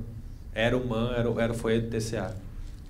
E agora eles estão revitalizando essa ideia de trazer exposições para lá e de fazer daquilo um espaço de exposições e tal. A gente acabou fazendo lá. Mas foi muito legal também para a gente pensar sobre esse contexto dessas instituições, sobre essas diferenças, assim, que ele recebeu um contexto de uma instituição europeia para construir esse trabalho e como é que esse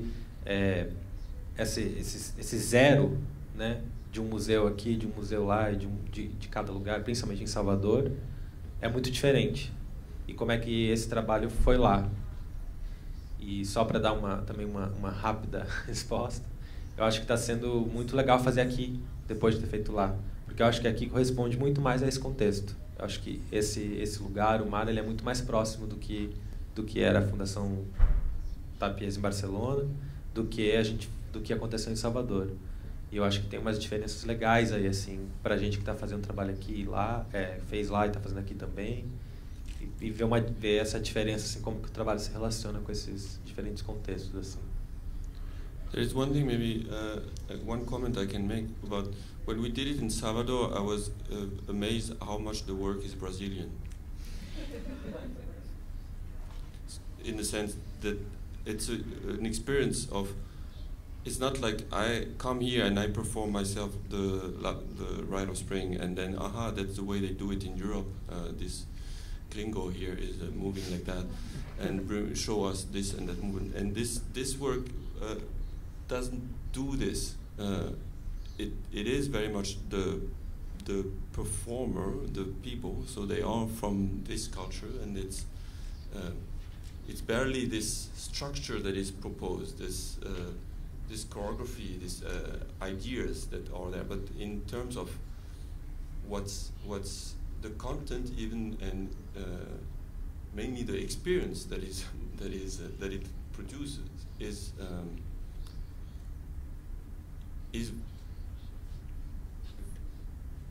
produced by the context. So yeah, maybe that's complementary to the answer, there were until now 4 or 5 different experiences with this work, and there was one in France in this le Musée de la Danse, and there was the attempt of, because it's called the Dancing Museum, so this place directed by Boris Charmat, who proposed to think what could be a museum for dance. So of course this work can propose an idea about this, and it was done in the studios of the place. So in an institution, but that doesn't really work as a museum, although wants to or tries to, and is at the border of this. They do exhibition. That's where Boyana did this exhibition, Dance War. So the place function as an exhibition place, but is not.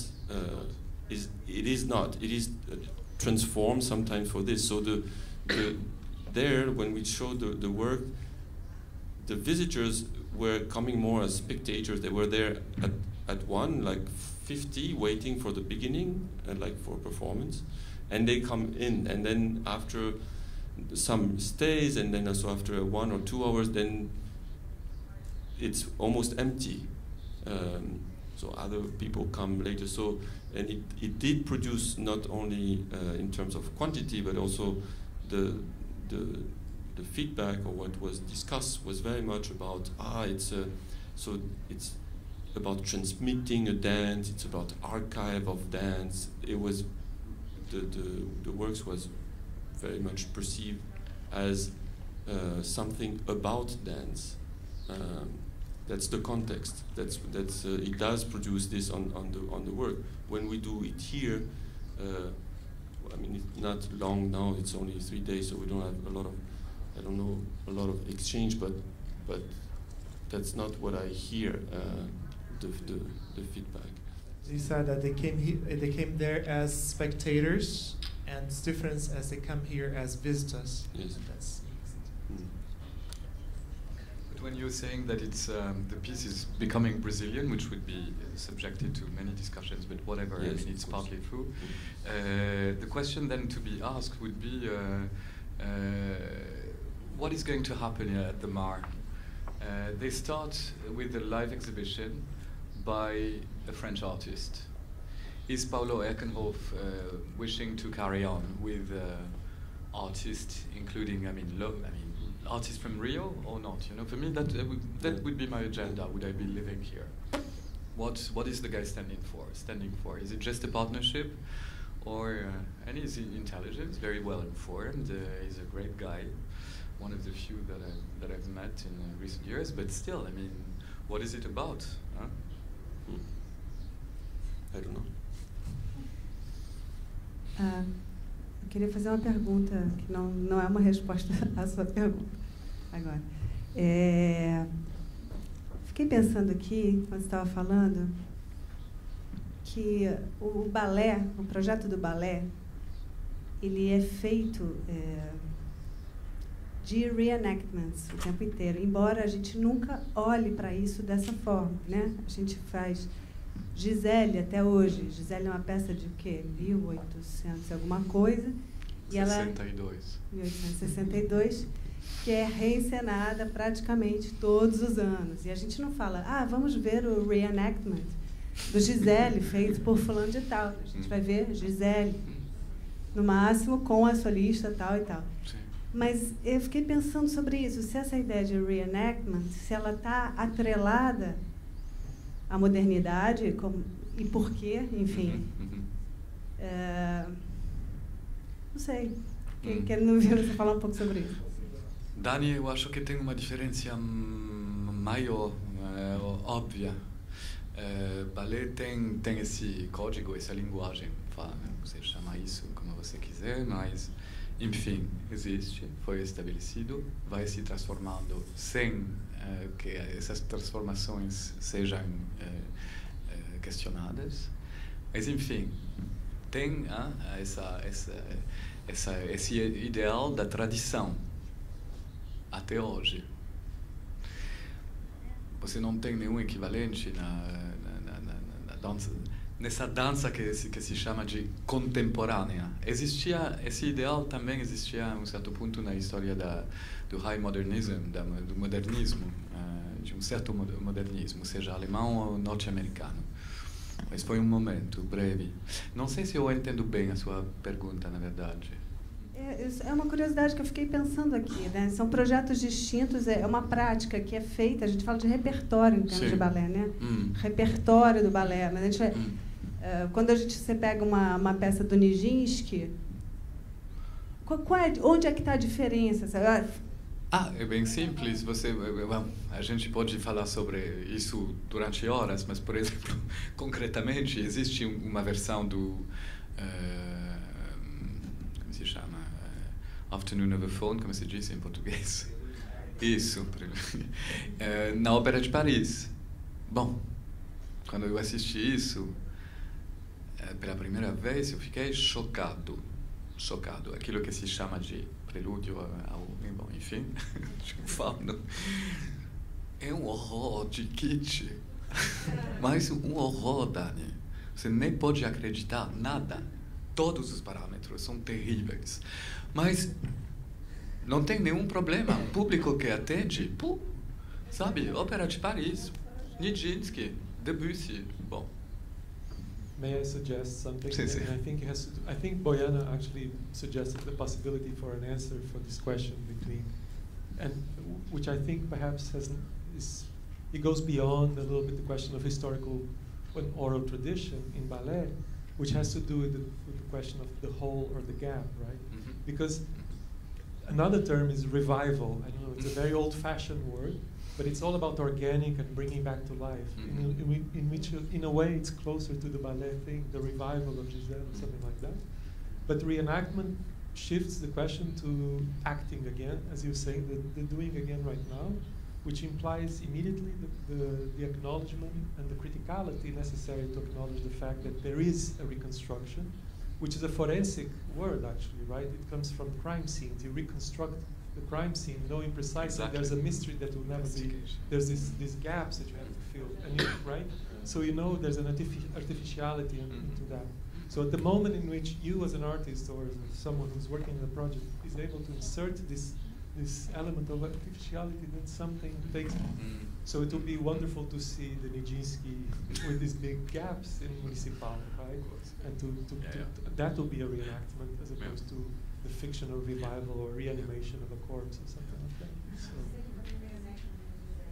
But with the question of modernity, this question of Serbia, the question of Benjamin, the rewriting of history, and actually to rescuing the past and to repropose a possible future through that, it's incredible.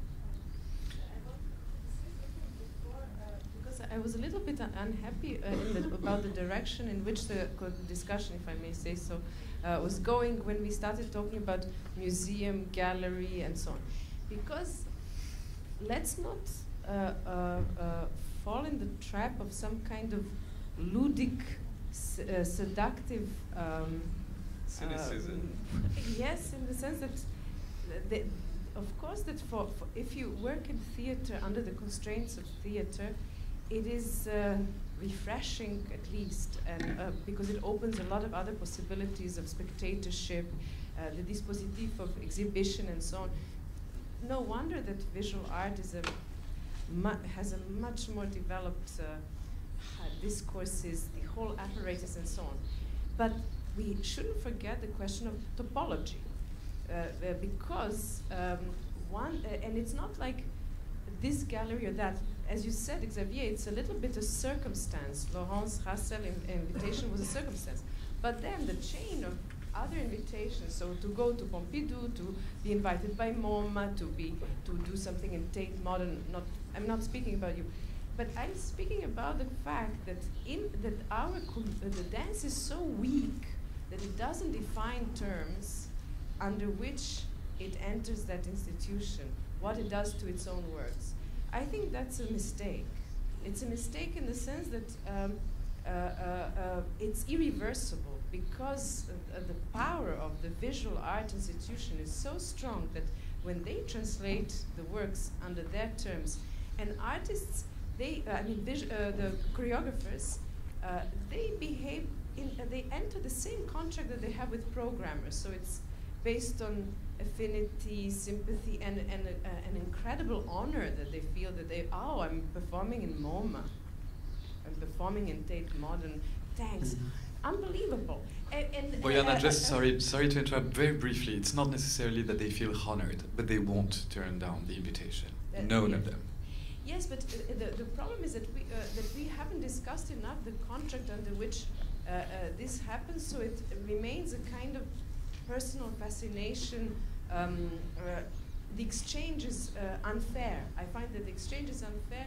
And I'm wondering what will be the effects of it on dance that is made in theater or elsewhere, but outside of the circuit, outside of the art world.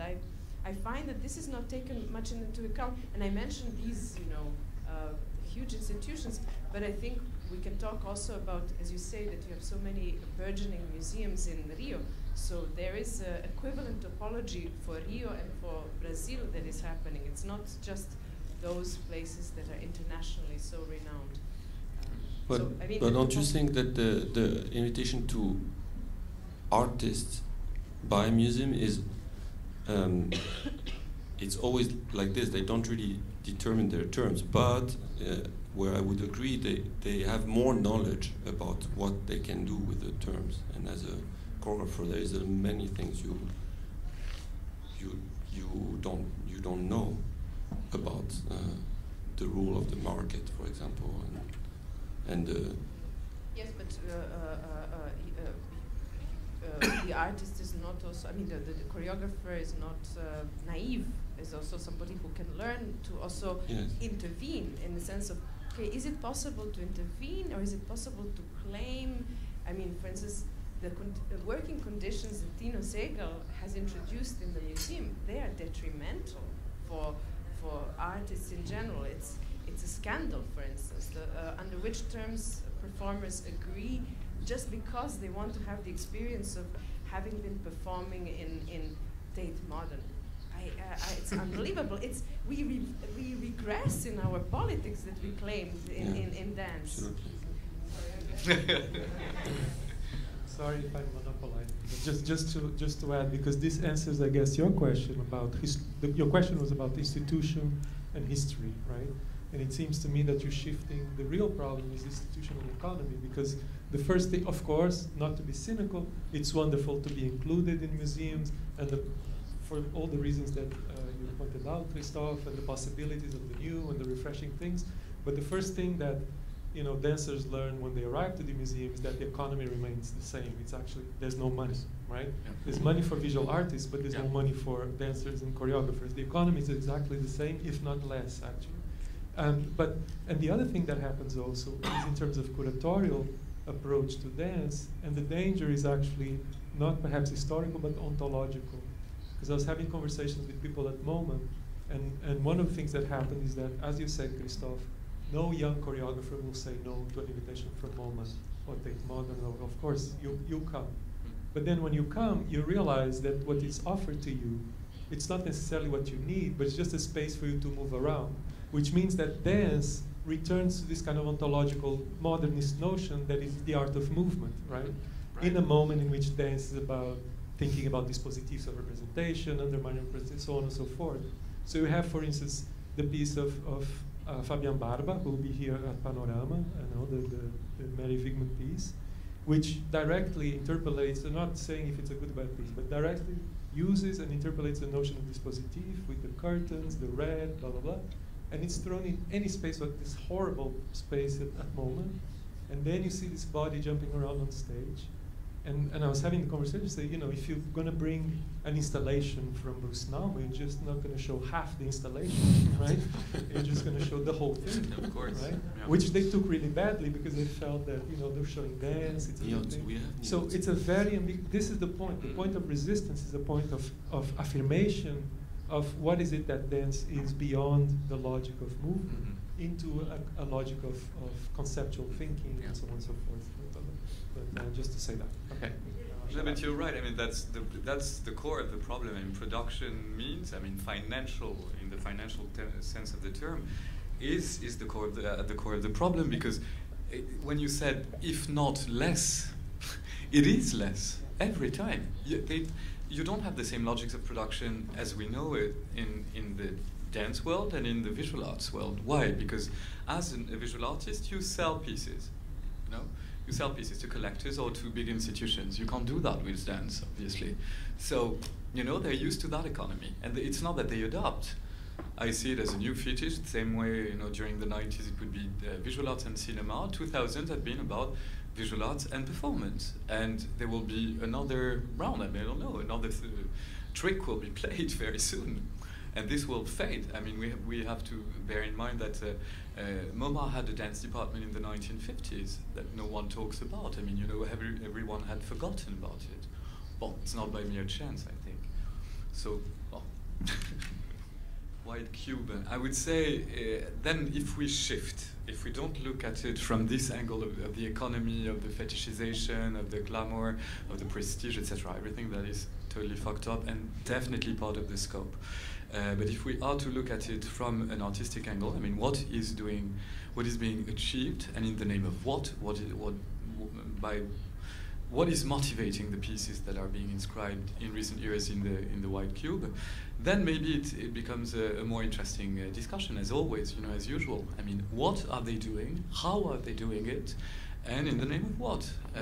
And this, I would very strongly differentiate various postures at this point, if we are to enter this examination. But that would be another discourse, and this takes time. I mean, this takes what it takes to analyze. But since the birth of choreographic modernity, I mean, we know that, you know, the black box, I mean, namely the theater, has always been among the apparatuses that would exist where it would be possible to exhibit dance, to inscribe it. The white cube was born later, at a later stage, and again, since the white cube was appeared as a dispositivo, it's always been dealing also with dance. I mean, let's think of what happened, in fact, in the 60s, and not only in New York, in Europe, in Japan, in Brazil, in Brazil. So, well, maybe I can say something about this from my perspective, or from what I tried to do here. I had a proposal of doing things in museum in 2000, or the first one in 98. There was a trauma. Somehow I say I'm due performance, so there was a program of the performance, and of course there was the first time I was confronted to this. But we need a video of the work to have during the whole exhibition. I said, but this is not possible. So I had done something which was in a form of video, which was not the performance, but it was something. There was a loop, you know, that can be done and do for, like, you know, it's a very bright idea I had there. And it was a trauma. It was horrible. It was really horrible. So then after, when the question came, I say, no, that's not for me. I don't do these kind of things. I can do it now, of course, because there are things happen in between, and for me, the work of Tino has been important in regard to this. It had produced some thoughts on one side, but also it's because more and more that I did work in the theater, more and more my work included the question of the dispositif and the context as part of the work. So I see myself doing works that are not only about the question, so what kind of movement I'm going to do on stage, and what light and what this, but it's always, it came more and more with question of how people come in, what is the, and all the framing and all this.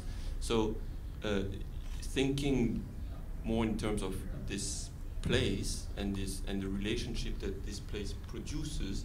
That's what made possible for me to think a work in another place, to think about this, like the white cube and the constraint that this produces, and the kind of relationship that this allowed with the people that come to see a work.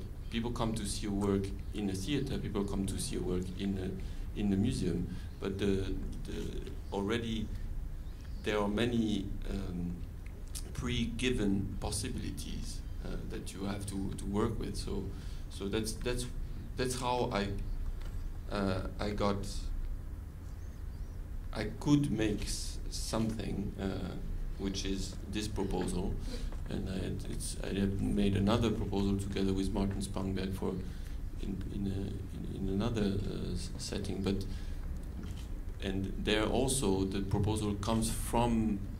It's possible because it thinks about the situation, and there in London was also thinking within an exhibition. So that's also very much part of what produces the work. So yeah, maybe there is this to introduce in the thinking. Sure, there is the question of dance and museum, but one has to differentiate again, because, like we say, contemporary dance is like very different. So one should not also do this with ourselves in a way and say dance and museum. No, it's like which artist doing what kind of things, do what kind of thing in the museum, and then maybe we have a more very different view. Yeah, I think.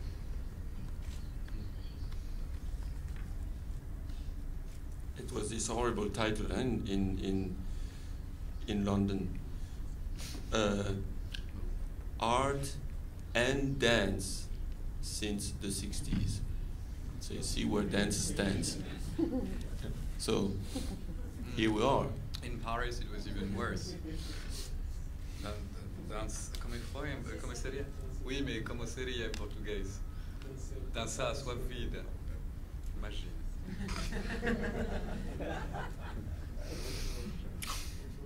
Rapidamente, só pensando um pouquinho no que o André falou a respeito de alguma coisa que está além da lógica do movimento, a ideia do reenactment, pensando de novo na ideia da reconstituição histórica arqueológica da versão original do Nijinsky, com os buracos preenchidos. Eu também adoraria ser presenteado por esses buracos, eu adoraria poder ter acesso a esses buracos, mas eu fui obrigado a ver o durepoxi que a Millicent Hodge colocou sobre esses buracos.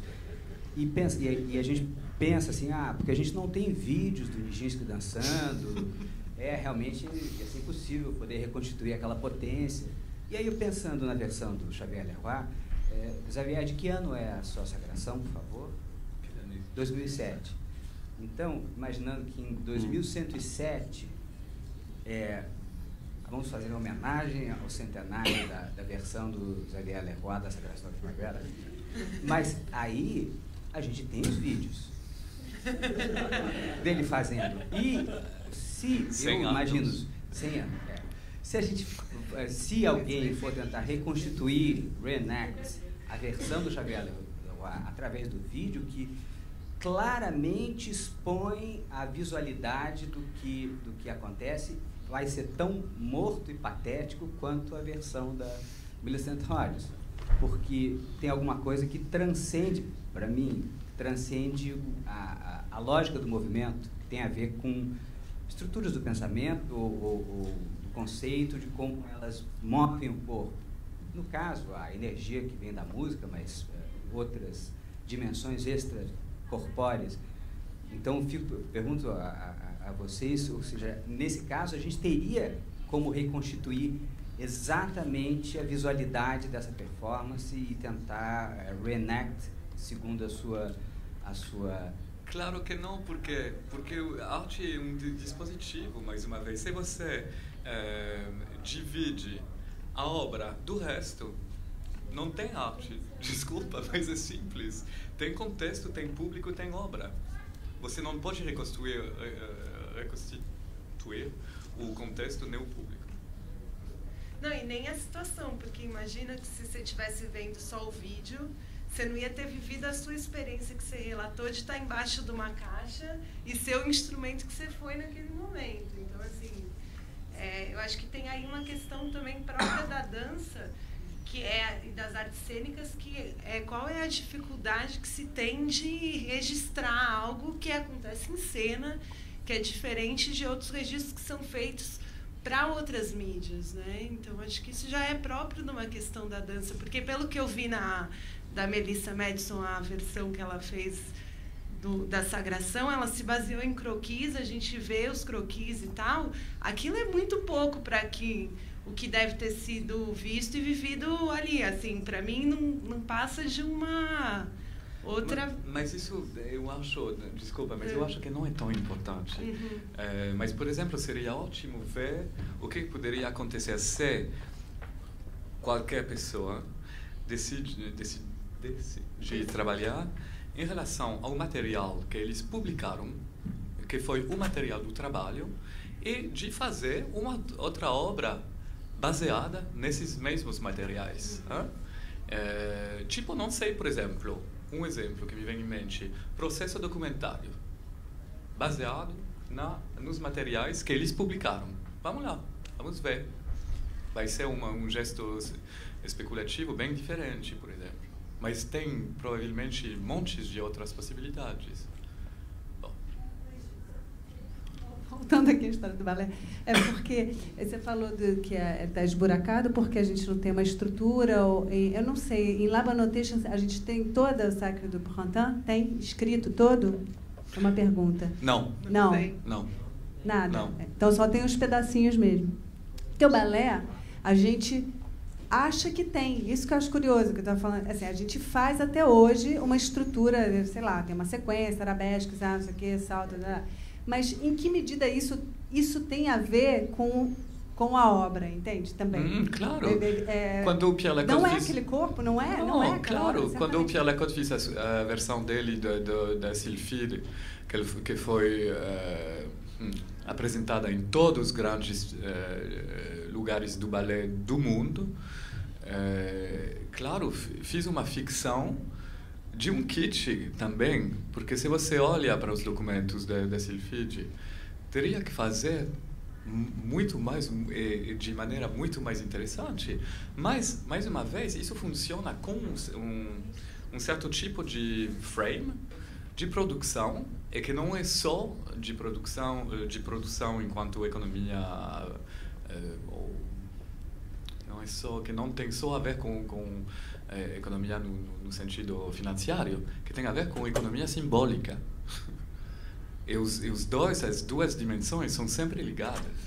Sabe o que eu acho? Que tem uma questão de expectativa na arte clássica, que você já tem uma espera esperada. Você sabe o que vai esperar quando você vai ao teatro, ver Gisele, ver Lago do Cisne, embora você tem diversas versões daquilo, mas eu acho que a questão da arte clássica, ela te traz essa espera do esperado.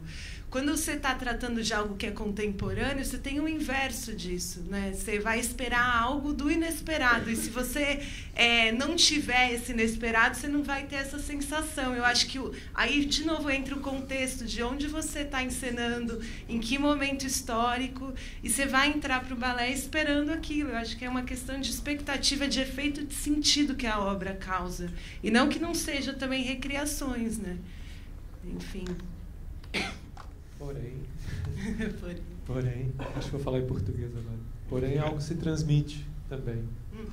Isso é muito interessante. Aquilo que, apesar de tudo, apesar dos buracos, apesar dos erros e falhas do registro, apesar dos arquivos mal managed, algo se transmite. E aí há uma pergunta também para o Xavier, porque é muito, pensando no trabalho do Xavier como um trabalho também de arqueologia ou de reenactment, tem um projeto do Buteau, que veio daquele outro convite.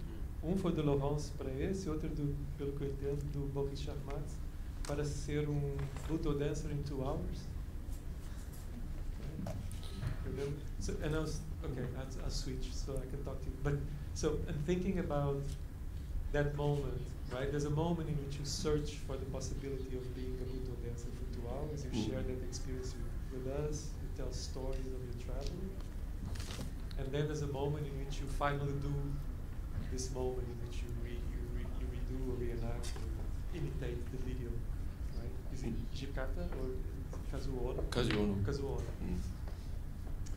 And there's something there that gets to be transmitted between the image and your body, right? And out there to be now poetic and everything, as say there's a transmission of some kind of virtual that gets to be actualized in your body.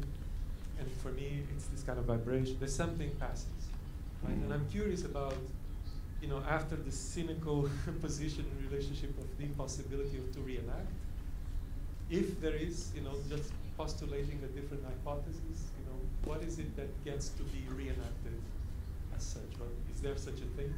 Because I was just thinking also Fabian Barba, right? Because in Fabian Barba, what is amazing is that there's like newspaper, 2-3 reviews, 2 photos of Mary Wigman, and then he does an evening of Mary Wigman dances, in which you're there like, oh, it must be, I'm back to the 1929. So, so anyway, I'm just thinking about the possibility of transmission. If that makes sense for you. Yeah, maybe to continue to this, so this example you take with the, in this piece called Product of Other Circumstances, I do several, 3 dances that I copy from YouTube videos, and the one from Kazuo Ono. So there is this thing that you see, but it's also a piece that I have seen live. So I have a memory of this, and also the difference with, for example, I do the same operation with a piece from Sankaijuku that I have seen live, and I find also a part on internet that I copy. But the difference between both of them is Kazuo Ono, there are a lot of books, there are a lot of information about how, workshops, how he teaches, recording of film. So these are things I have read, for example. So when I do this dance from him that I copy, it's also there are many different sources that are used, and so there is always, the transmission is always possible, but they are depending on the medium. Like when you say with Fabian, yeah, that's there is somehow something transmitted there. Is it that is it in the case of Kazuo Ono? Do you produce more belief?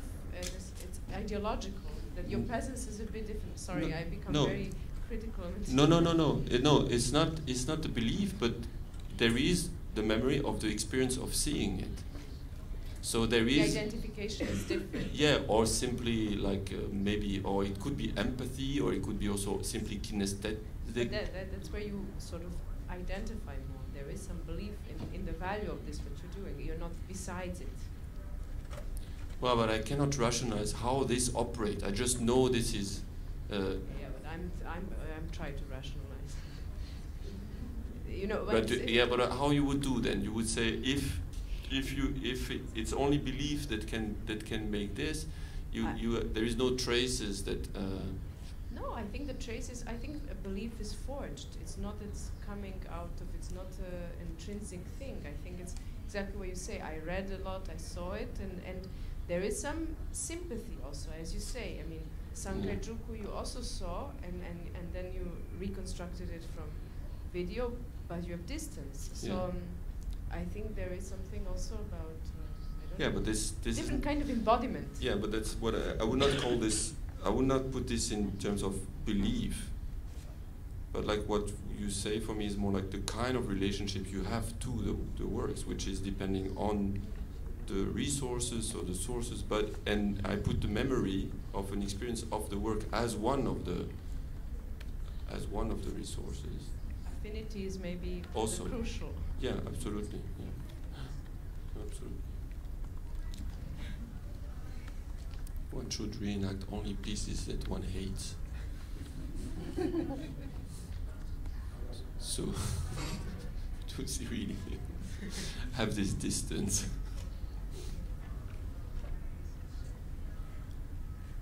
Is everybody tired? Now we have to wait for Christophe. Huh?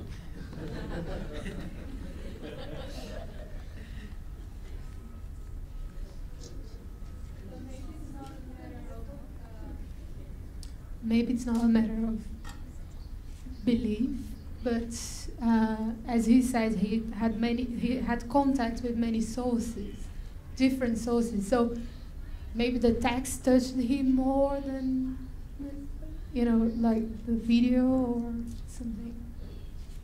I don't know. Maybe there is a specific way to relate to a type of media. Less about belief, or through the text he has. So afraid about this belief as if it's some kind of negative word, because I think it's a really question of forging, because you read and you think it through. It's you don't have resistance to it, which creates the distance. That's what it's meant. It's attachment. You can call it attachment. Maybe that's a little bit more neutral term, because people think the belief means that you are blind. You are no. People believe because they choose to believe. Also, it's not about faith. Yeah. It's not religious. If it's choice, it's okay. I was just saying that because I really don't think it's belief in this case, because he talks about copy and. I don't know, it seems to be more pragmatic. Even if it's through intuition, it's considering intuition as a method. Então, queria agradecer a presença de todos, em nome do Panorama.